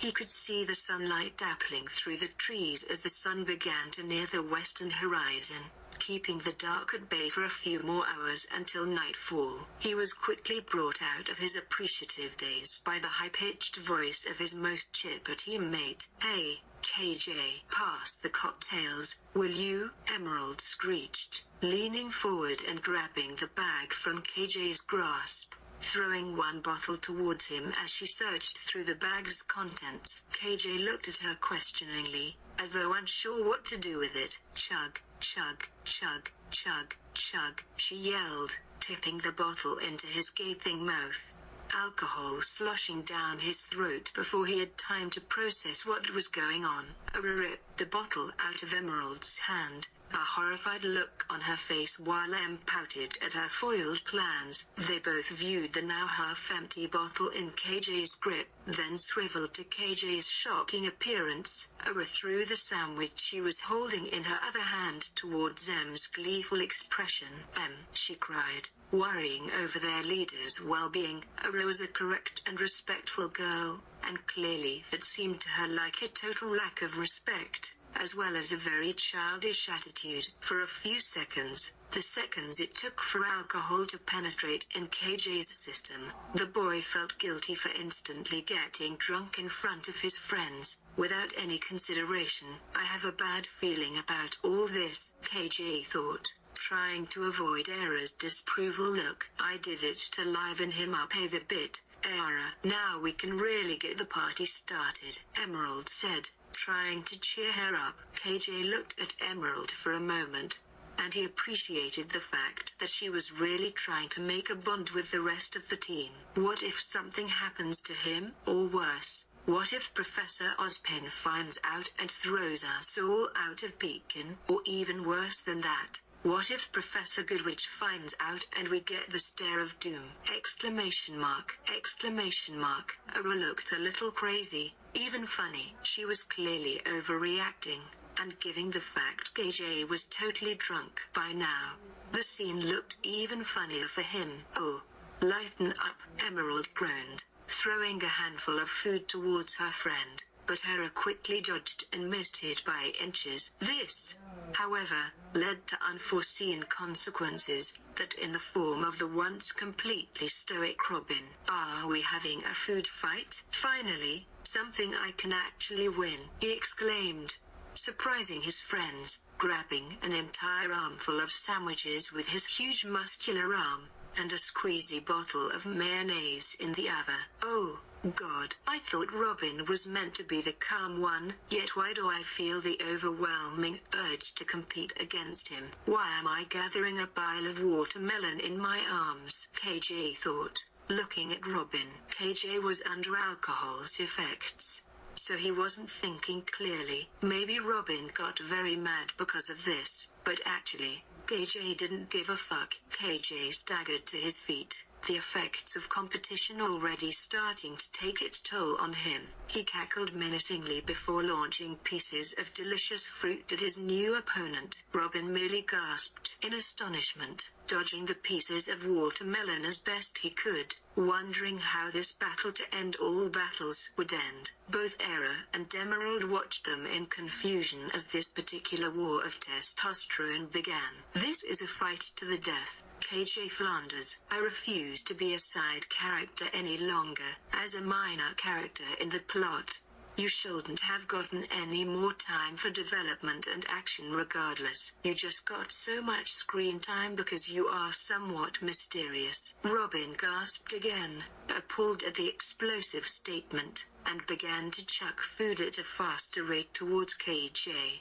Emerald ran in between them both, trying to catch the flying pieces of food in her mouth. As they passed by, Aurora merely looked on, unsure of what to make of the particular scene, wondering how she should stop it but also becoming too tired to even try. Robin had changed from his somewhat teasing manner throughout the food fight, reverting to a serious component. He glanced over at her, saw that she was watching him and threw an even higher quantity of food towards KJ when his eyes met hers. He had also started throwing them in complex ways, flicking them under his long legs, swinging his arms around in circular motions in a comical build-up, and twisting around and around to increase his momentum before launching them across the clearing. Aurora scoffed quietly but retained a simple smirk as she refused to intervene in the sudden change of events. Aurora, you should join in too, Em hollered, motioning for her to participate. She shook her head noiselessly. Not a chance, Aurora said, clearly upset. Emerald sulked slightly and took his bout of frustration out on the food in her hands, powerfully kicking them towards Robin and KJ in her unintentional haste. After they had finally run out of food to throw at one another, KJ slumped to the ground, defeated. Bits of breadcrumbs stuck to his brown hair and mayonnaise covered his long cloak. He took it off and loosened the top button of his shirt, panting heavily as he did so.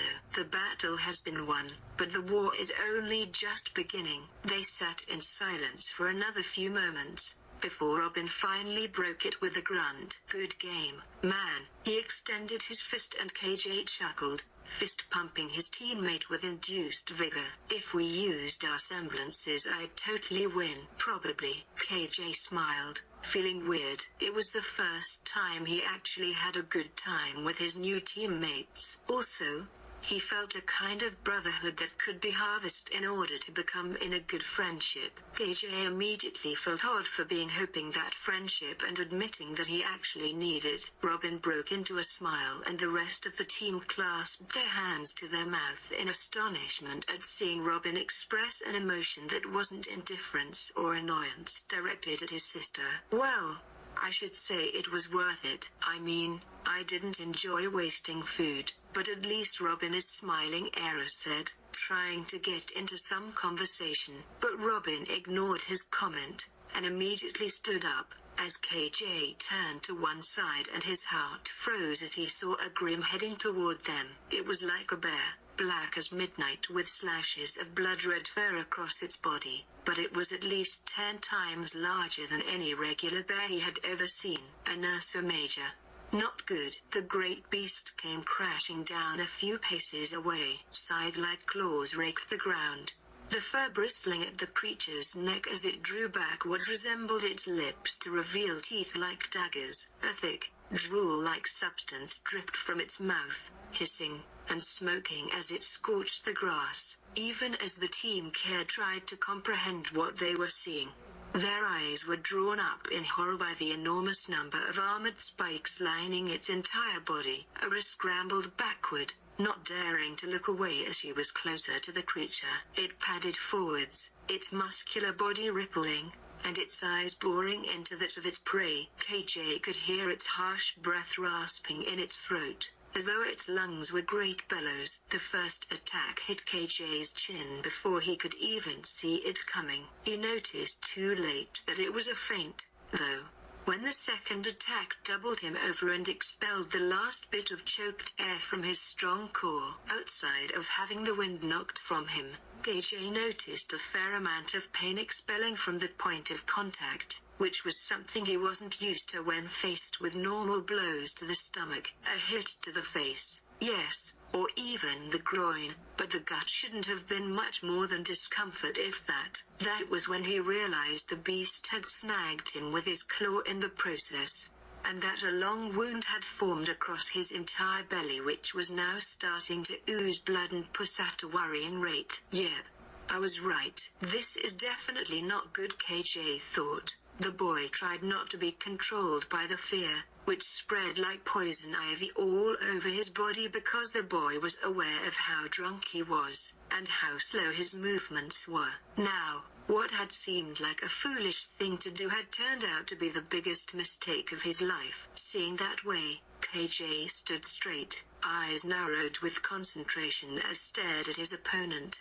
while his teammates backed him up. Emerald rushed to his side when she saw his wound and pushed him back, taking his place. KJ was about to argue, but Emerald gave him a strict sideways glance. "We're Team Kia, a team, remember?" Emerald looked at KJ in an unusual way. It was at that moment that KJ realized that he used to attack alone, and that's not what leaders used to do. Leaders worked as a team with their peers, and leaders don't make stupid decisions, like getting drunk and endangering their peers. He shut his mouth at that. It was true, and after that blow, he felt a bit sluggish. KJ knew the second that the creature launched his attack, they would need every ounce of their aura to overcome it, which meant he needs to heal as fast as he could to help the others. Em had a spry smirk on her face as she ducked blow after blow, leaving KJ astounded by her abounds of agility. Before KJ could even register the dodge, she had made another one. "Without my Sharingan, I can't even see what she's doing. Is this her semblance?" KJ thought. However, she could only last so long. Great claws gouged the ground as the creature of Grim bounded towards her, screeching ferociously. It looked as though she was sensing Ursa's movements using her semblance, whatever that was. But once she had lost her balance, it was able to produce another body shot. This one to Em's ribs, sending fresh ripples of pain through her torso as she flew back into a thick oak tree. She didn't fall unconscious, but she still looked too damaged to continue in the fight anytime soon. The Ursa went in for another attack. Robin jumped in and shoved the Ursa off with a weirdly strong pulse he had generated from his sword's blade. He covered the distance between them, threw 3 more pulses that landed. The Ursa was significantly pushed back but grew more and more agitated, thrashing ferociously and howling in anger. But Robin persisted. and now Arya came forward to back him up, but still they looked severely outnumbered as Robin began to grow tired. Then, Arya screamed because she was the first one who saw another large Ursa that appeared from behind the first one. It was unreal. Between the pain in KJ's guts and ribs and the general confusion of how this had unfolded so quickly, the sight of another Ursa Major appearing after KJ and Dem had already been drained of their aura was not something he wanted to see. Robin threw another pulse at the first beast, but it was having less and less effect. Then he tried another that the Ursa dodged, and responded in turn with an attack of its own. The second Ursa came pounding towards Robin, its slavering mouth gaped wide, spitting deadly drool, its yellow fangs curved like greatly curved daggers. Its armored body moved at an astounding weight despite its size. KJ knew he had to do something if their team was going to get out of this forest alive. He had to use his ace card to get them out of this one. Just a little while longer. Just hold on a little while longer, Robin. Arya, just a bit more time so I can recover enough aura, JK thought. Robin. Duck. Arya pushed her comrade aside and shot the Ursa with her handgun to distract it momentarily as the creature had reached for Robin's neck. KJ had to act now. This was his moment. He could not let his companions perish because of him, much less Robin, the boy who seemed to be his next friend. KJ said he didn't have any more time. Their time was up. I hope I have enough energy for this. Please. Please have enough energy for this, KJ. You can't let your team down now. Tension crawled up from KJ's gut to the top of his throat, causing him to gulp anxiously. He struggled to his feet, placing his hands on the ground to push himself upwards, catching the attention of his teammates, who looked shocked to see him move. Never mind, stand. Despite all the pain he felt, he was moving by will and by the desire to save them. He rustled into his jacket pocket and took out his weapon of choice, his quarter, and flipped it at supersonic speed into the air. He placed his palm on the ground and waited for the coin to toss, finally coming to land on his thumb. Immediately, iron molecules from the earth combined and shot from the ground round both Ursa, encapsulating them in a clad iron cage, each bar twisting around one another to resemble a metallic bush of briars. This is it. You'll receive the pain every creature of Grimm deserves, KJ said,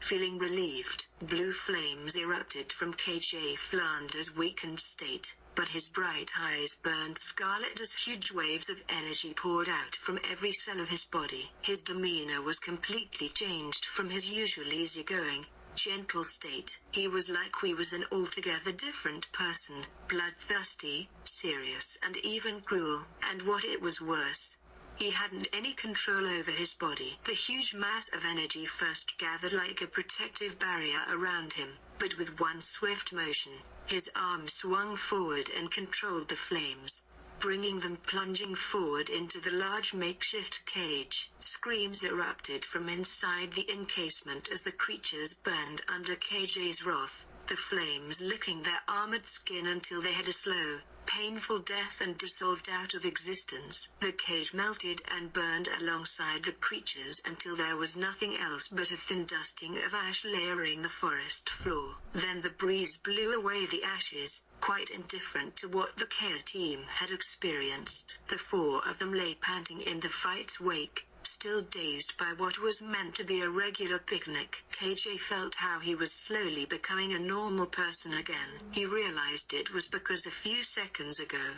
he knew he was capable of kill someone and enjoy it. But no. He felt there was the only room in his chest for the fear he was feeling. What just happened? A confused-looking Arya finally said, looking around to her fellow students in a complete daze. Everything remained in silence until Robin joined her. And how the hell did you do that? Robin panted, gesturing towards KJ and then to the general area where both Ursa Majors had been killed just seconds previously. He felt the judicious look of his friends and he instantly closed himself. He hates this kind of look. He hates those eyes that are just judging and feeling fear after realizing KJ was a killer machine. Maybe I can deny everything, or maybe I can pretend that I was using dust the entire time. What do you mean? Do what? He asked in a fishy tone but trying to sound worried. You know what? Robin deadpanned, looking at KJ with an expression that read don't even try getting out of this one man. That made him feel even more nervous. Spill. Em pitched in, jumping up from her injured position at the bottom of the large oak tree. A bit of gossip can work wonders for the health,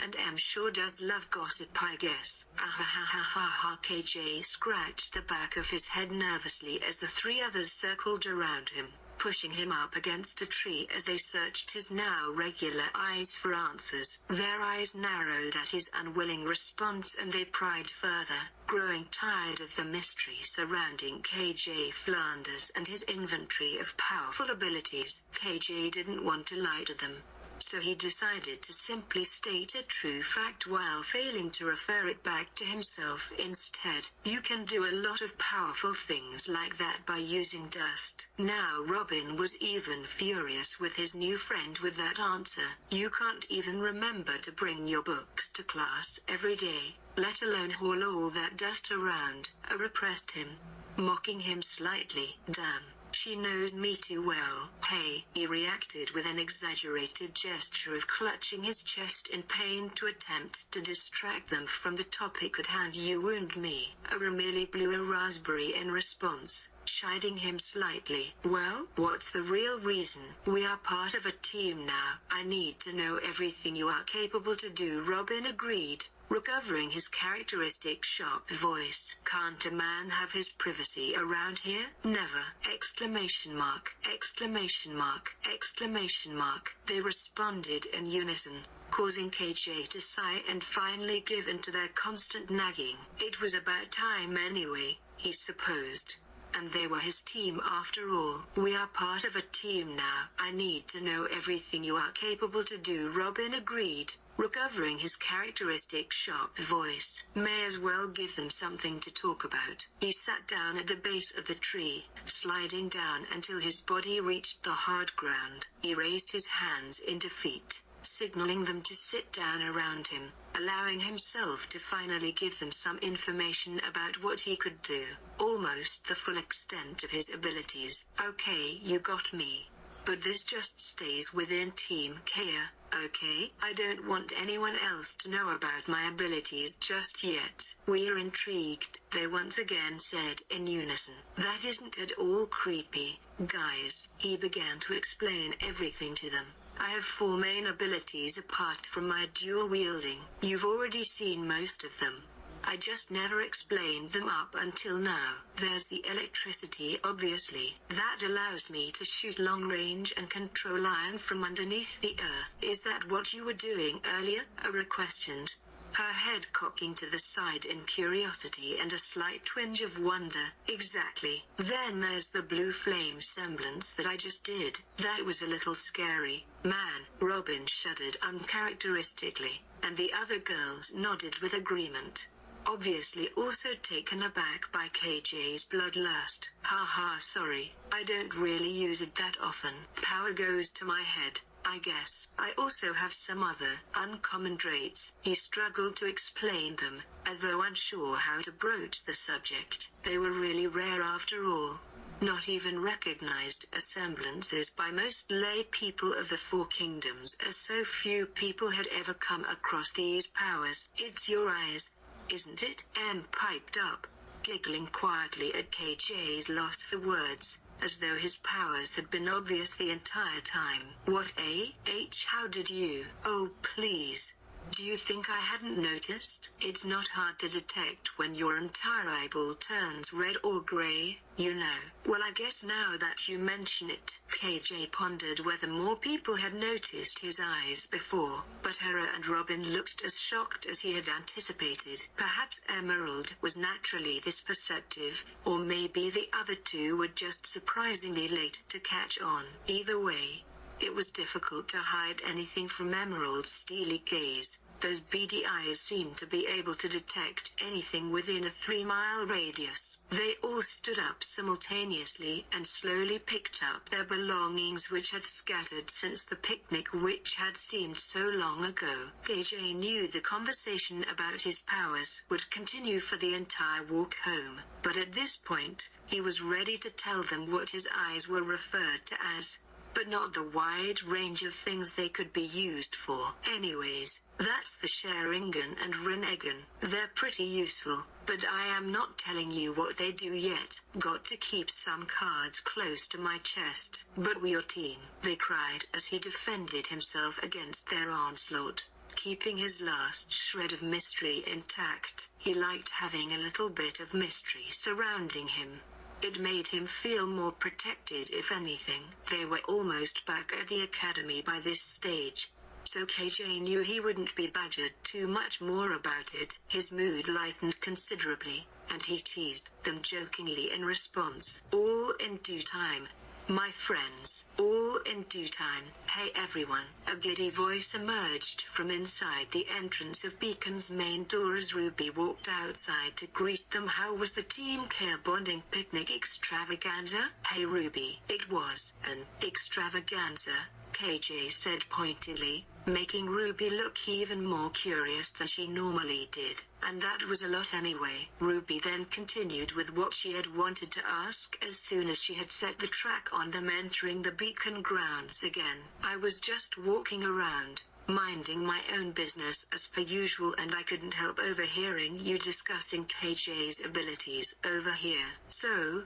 care to explain how you managed to get more than one semblance? Ha ha ha. Not really. What? Ruby too? Come with me, Ruby said. Ruby grabbed KJ's arms and dragged him away with alarming speed and strength, not even allowing him to form a coherent sentence of rebuke before he was pulled away from his team, who simply stood there without showing any signs of trying to save him. Ruby pulled him down a long corridor near the dormitories and eventually stopped, KJ trying to catch his breath as though he had just been winded, clutching his side until he had the ability to breathe normally. You're not going to let me get away without answers, are you? He gasped as he regained his composure, glancing up at Ruby in an utterly defeated stance. He was going to have to repeat his confession all over again.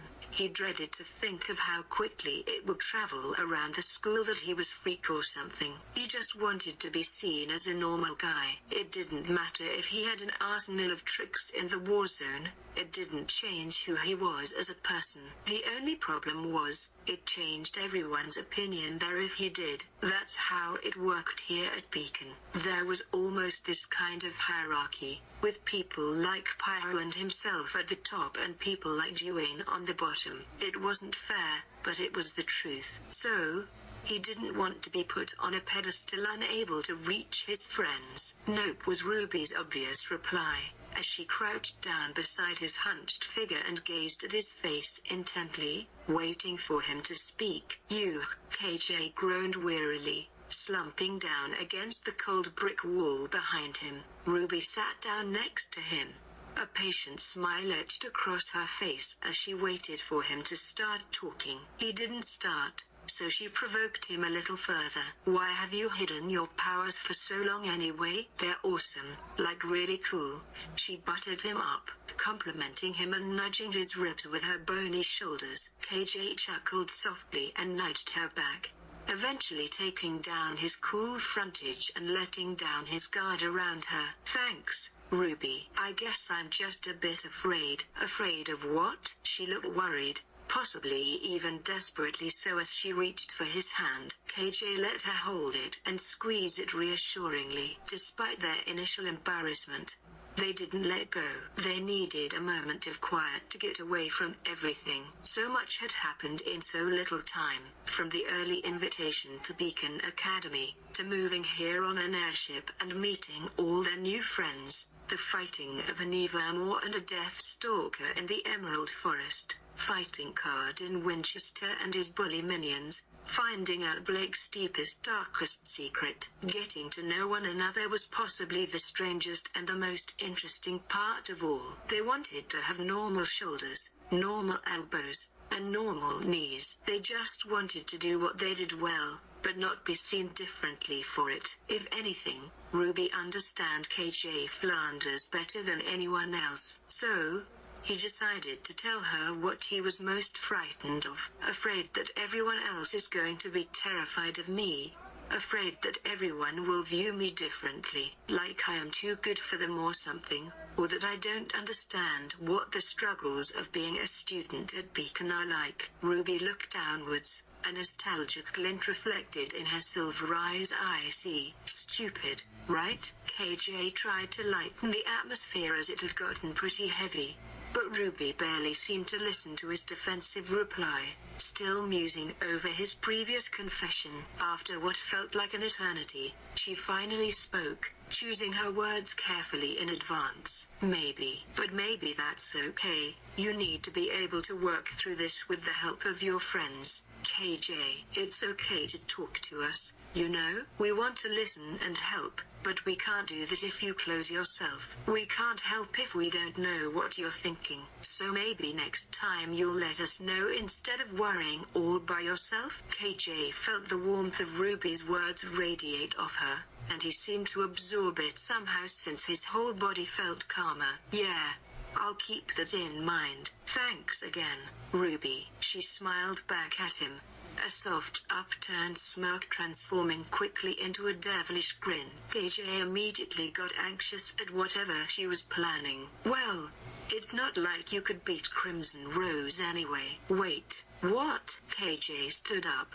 aghast at her claim as she sneered evilly at him, reaching behind her to take out her folded weapon in a joking yet still somewhat threatening manner. Hee, I challenge you, KJ Flanders, to a duel. KJ chuckled, joining in on her game with induced excitement. Oh, you're going down. Prepare to feel the wrath of Ruby Rose, she yelled. And they both sprinted down the corridor and made their way outside to finally find out who was the real talent at Beacon Academy after all. And so, the battle commenced. Two prodigies in their combat stances. End of the line. One last stop. Though he'd heard it described as the last battle, KJ and Ruby would simply refer to it as the most epic fight in all of history in years to come, having to call the last round of the fight something close to drawing since it took place just before dinner. And what a fight it was, packed with action, tension. Even a few fans consisting of Team RWBY, JNPR and Care gathered to either support them or roll their eyes at their antics. And yet at that moment the only person he found worthy of his attention out of the whole bunch was his opponent, who stood in a fierce stance opposite his own with her scythe glinting in the late evening sun. Are they fighting? I thought they were friends. KJ heard Yang's voice over all the voices. Maybe this is the end of their friendship, another voice suggested. This was crazy. KJ knew it. Crazy didn't mean the three sharp weapons used. The dual-wielding swords and his opponents, the Crimson Rose, hadn't gotten severely blunted from the blows that day. Those blades looked almost pink from where in the dying light. He made brief eye contact with his opponent, Ruby, who only smirked at him. He didn't want to admit that speed gave Ruby the edge, but it had. Go Team RWBY, Yang screamed as Ruby made her first move, disappearing and reappearing in front of KJ with incredible speed. He activated his Sharingan in order to cope with her semblance, but she had already decided to strike the first blow. He barely managed to bring up his arms to use his swords for protection before Ruby's scythe came crashing down against them, clashing loudly metal against metal, and they were off. The crowd gathered around them, shield back as KJ's opponent Ruby, all youth, and lean muscle, leapt cat-like from the bench behind them, waving her hooked blade in figure eights multiple times before touching down on the ground again. KJ cracked a smile. This time, he made sure to make eye contact. For a brief moment, he could see uncertainty in his Ruby's eyes. He felt grateful for the advantage he had now been given. Advancing, Ruby decided to charge at him again with her crimson rose blade upheld, going to her foreswing and following it with a backswing. KJ dodged the first and met the second with his left hand clutching his sword. The weight and force of the thing sent his opponent's blade back, but not far enough to knock the blade free of her hands. Striking, an arching shot by Ruby finally managed to slice the fabric of KJ's shirt at the midsection. It missed the flesh behind it by perhaps a centimeter. KJ knew he would have to finally get serious, jumping up suddenly and searching for something metal to climb. Perfect. The corner of Beacon's west wing was supported by a tall vertical steel iron beam, which KJ rushed towards before Ruby could get another swing in and potentially win the match. "What are you doing? Stop running away!" Ara screeched ironically from the sidelines. KJ shot her an exasperated look as she continued to run, making her close her mouth. Embarrassed in response, he reached the iron frame and began to sprint upwards into it, not even using his hands to climb 5, 10, then 20 meters or so. Ruby looked up, stunned as he literally stood horizontally, his feet seemingly stuck to the metal. Just another trick he had managed to keep to himself thanks to his electrical prowess. Ruby staggered in shock. KJ jumped from the height and swung. His sword missed as she'd only just managed to dodge it. She managed another smirk, this time at the spreeness of her dodge. KJ had to admit it was impressive, but this time, the sight only made him more determined to show Ruby he wasn't all party tricks, that he had great swordsmanship as well. Swing, swing, swing. They continuously struck blows at each other's weapons but always missed flesh. The heavy weapon reacted their opponent's defenses as easily as air, struggling to break through each other's hold. Both fighters soon dropped to a more defensive strategy, with barely enough energy to stand, but continued trying. Ruby rose. KJ Flanders. "My office now." Both KJ and Ruby looked up to see that their band of supporters had completely vanished from view, and in their place stood a highly intimidating and altogether unpleased figure of Professor Glinda Goodwitch, her hands on her hip in an authoritative manner. Both parties gulped at the sight and grimaced slightly before looking at each other and feeling sorry for themselves. Beacon was the real winner of this battle, even though Ruby and KJ deemed any detention they received totally worth it for one of the most trying yet exhilarating days they did so far at their new home. Although many people admired the fight, there was only one person who reacted differently to it. KJ would have expected Era to claim him for such an exhibition, but since the encounter they had with the Grim on the picnic's day, the girl had stayed a little distant from him, and KJ had noticed the change. Of course, he was worried about his friend's new stance,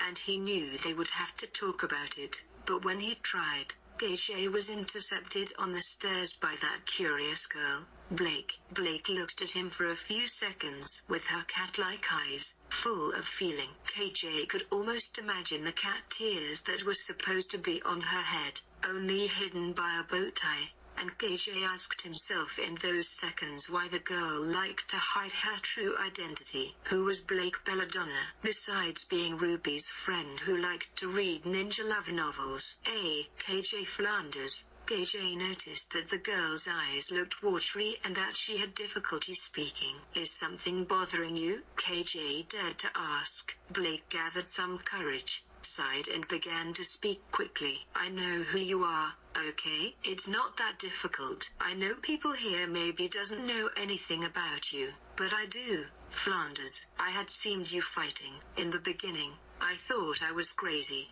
But days passed and I have seen your combat skills and all those abilities are incredible. But all of that came for a reason. I know you are not normal. You must be the son of the famous Huntress, Ariel the Faunus. Is that right? I need you to be honest with me. I don't know what you are talking about, KJ said immediately. His temper was boiling as hot water and he didn't know how to control himself. He couldn't believe how Blake was talking to him like that. How she dares. She isn't his friend. She is no one to him. A complete stranger that just popped up and pretend to unlock KJ's past? No, he won't permit it. He didn't come to Beacon Academy to talk about something so horrible and sad for him. His past. I just said I need to be honest with me, okay? This is very important, KJ. This is more important than what you feel. I know that maybe you don't want to talk about it, but it's for the greater good. You are a smart kid. KJ stepped back, feeling very humiliated. Blake, I am going now. We are not having this conversation. Of course we will, Blake screamed, surprising KJ. She looked quite desperate, and just about to cry. I am a Faunus too, you know? That means you and me are quite similar. I know you are not a Faunus, but you clearly have the power of one. You clearly are like a flag, like a stream of inspiration for all those people outside that suffer from the mistreatment of Faunus in our world. KJ's mind became completely clouded. The hatred and pain clustered within him did not make him think clearly. He didn't need to remember his past. He didn't want to remember his past. He did not want that strange girl to come out of nowhere and say all those things to him. To speak of her mother with such property, as if she had been as important in her life as she was to his. KJ felt the tears threaten to run out of his bowls but tried to hold them as long as he could. Instead, he let out all his anger. I need your help, KJ. Please. Your mother was the White Fang's flagship. If they recover that faith, they're evil. My mother wasn't a flagship, he muttered, very upset. Yes, she was. She was the most incredible and powerful person that ever existed. I am truly sorry for what happened to her. But there's still some hope because I decided to enter Beacon, following her path. And we have you, KJ. You are the living proof that Faunus and humans can coexist together. Can even love each other. You can't run for what's inside of your blood. You came here and talked to me like if you have met my mom. Like if you knew anything of us. But you don't. Belladonna, I won't be any help for you now. I don't want anything related to that bunch of thieves you call the White Fang. I am not a Faunus, okay? Fight your own wars, Blake. I won't do it for you. And he just left her there, with a lot of tears in her eyes. KJ ran for the academy, trying to escape from Blake, trying to escape from his past. The boy ran around the academy's amphitheater, trying to ignore the students passing by and staring at him. Stunned, he needed air, so he ran to the outside grounds, trying to breathe and calm his mind. It was then that a hand rested on his shoulder, and when KJ turned around, Ara was surprised to get it in such a deplorable state. The boy kept crying, his eyes were very red, trying not to drown in so many tears, and his face was permanently red, with the sadness tattooed on your being. KJ couldn't it anymore, and he hugged Ara tightly. The girl was surprised, and she reciprocated the hug with great uncertainty, feeling the boy sink his tearful face into her neck. It's going to be okay, KJ. The girl spoke, not understanding what was happening. It's just that. But KJ couldn't talk anymore, because the moans of pain wouldn't let him say a word. If he wasn't prepared to talk about his past, Ara would make little difference. SHH. You don't need to talk, KJ. Everything will be fine. Ara lulled him into her arms like a baby, without asking for any explanation. KJ felt very grateful to her because she didn't oblige to talk. They remained embraced for a long time. KJ felt it like an eternity. Until finally, feeling a little embarrassed and uncomfortable, he let her go and gave her a sad look. To her surprise, Ara looked very serene, something unusual for her, because she was too bossy and she needed to control everything and everyone around her. "Are you okay?" Era asked with a simple smile. KJ was so engrossed, he glanced at his friend's electric blue hair for a few seconds before answering. "No," he said without explanation. "Me neither." She then sat down under the oak tree. Ruby once did it, and KJ followed her. "I was looking for you because I thought we need to talk. I know I am not the type of person you like to have around, KJ. I have seen you really enjoy the company of another kind of person, like Ruby. Ruby seems nice and outgoing. On the other hand, I like to spend my time with another type of person too, someone more open and organized. But we are a team, KJ. Since the first moment you were named my leader, I felt a huge responsibility that fell under your shoulder, so I just decided to make things easy for you. Spend time with you and know each other so damn good that any enemy wouldn't stop us, ever." "Why are you telling me all of this? It sounds you want to go away and end our relationship." Era laughed a bit with his worried tone. "I have been acting strange since the picnic day because I am scared, KJ. That day, I know something terrible could have happened. I know neither of you paid attention to my words, and then, all that madness happened. I am scared because that day you proved to me you are not my leader, you are my hero. You saved me, and that feeling of debt is something that just grows every time I am with you. I am scared because the day I felt that it wasn't a human who saved me. It was a monster I don't know, but I admire, a monster that could save me twice.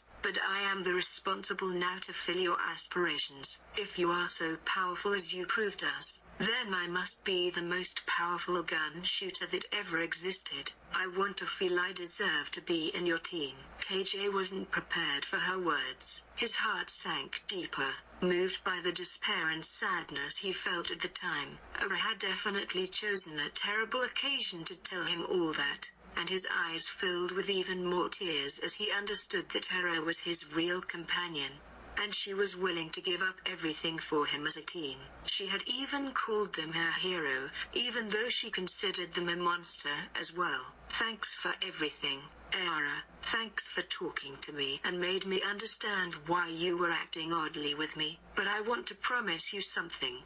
I know I don't like to be controlled, but I promise that since this day I will hear your words of advice.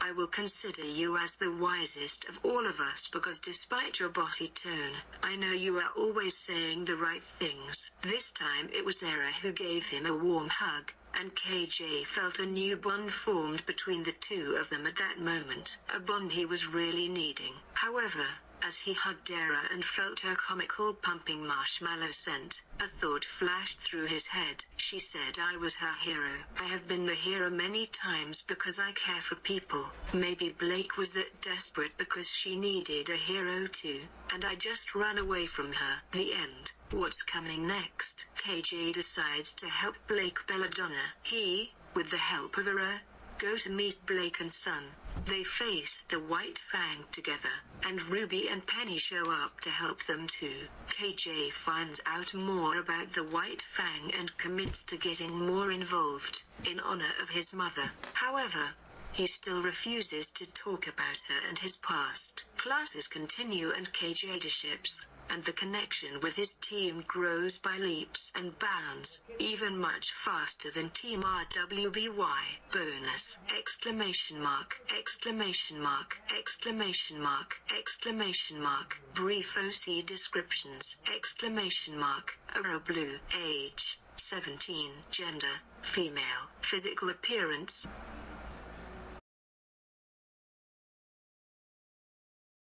19. Gender: male. Physical appearance: stocky build, tall, around 6'3", but looks shorter, has stubble. Extra fact: the incident prevented him from entering Beacon for 3 years. Also why he and his sister are so close.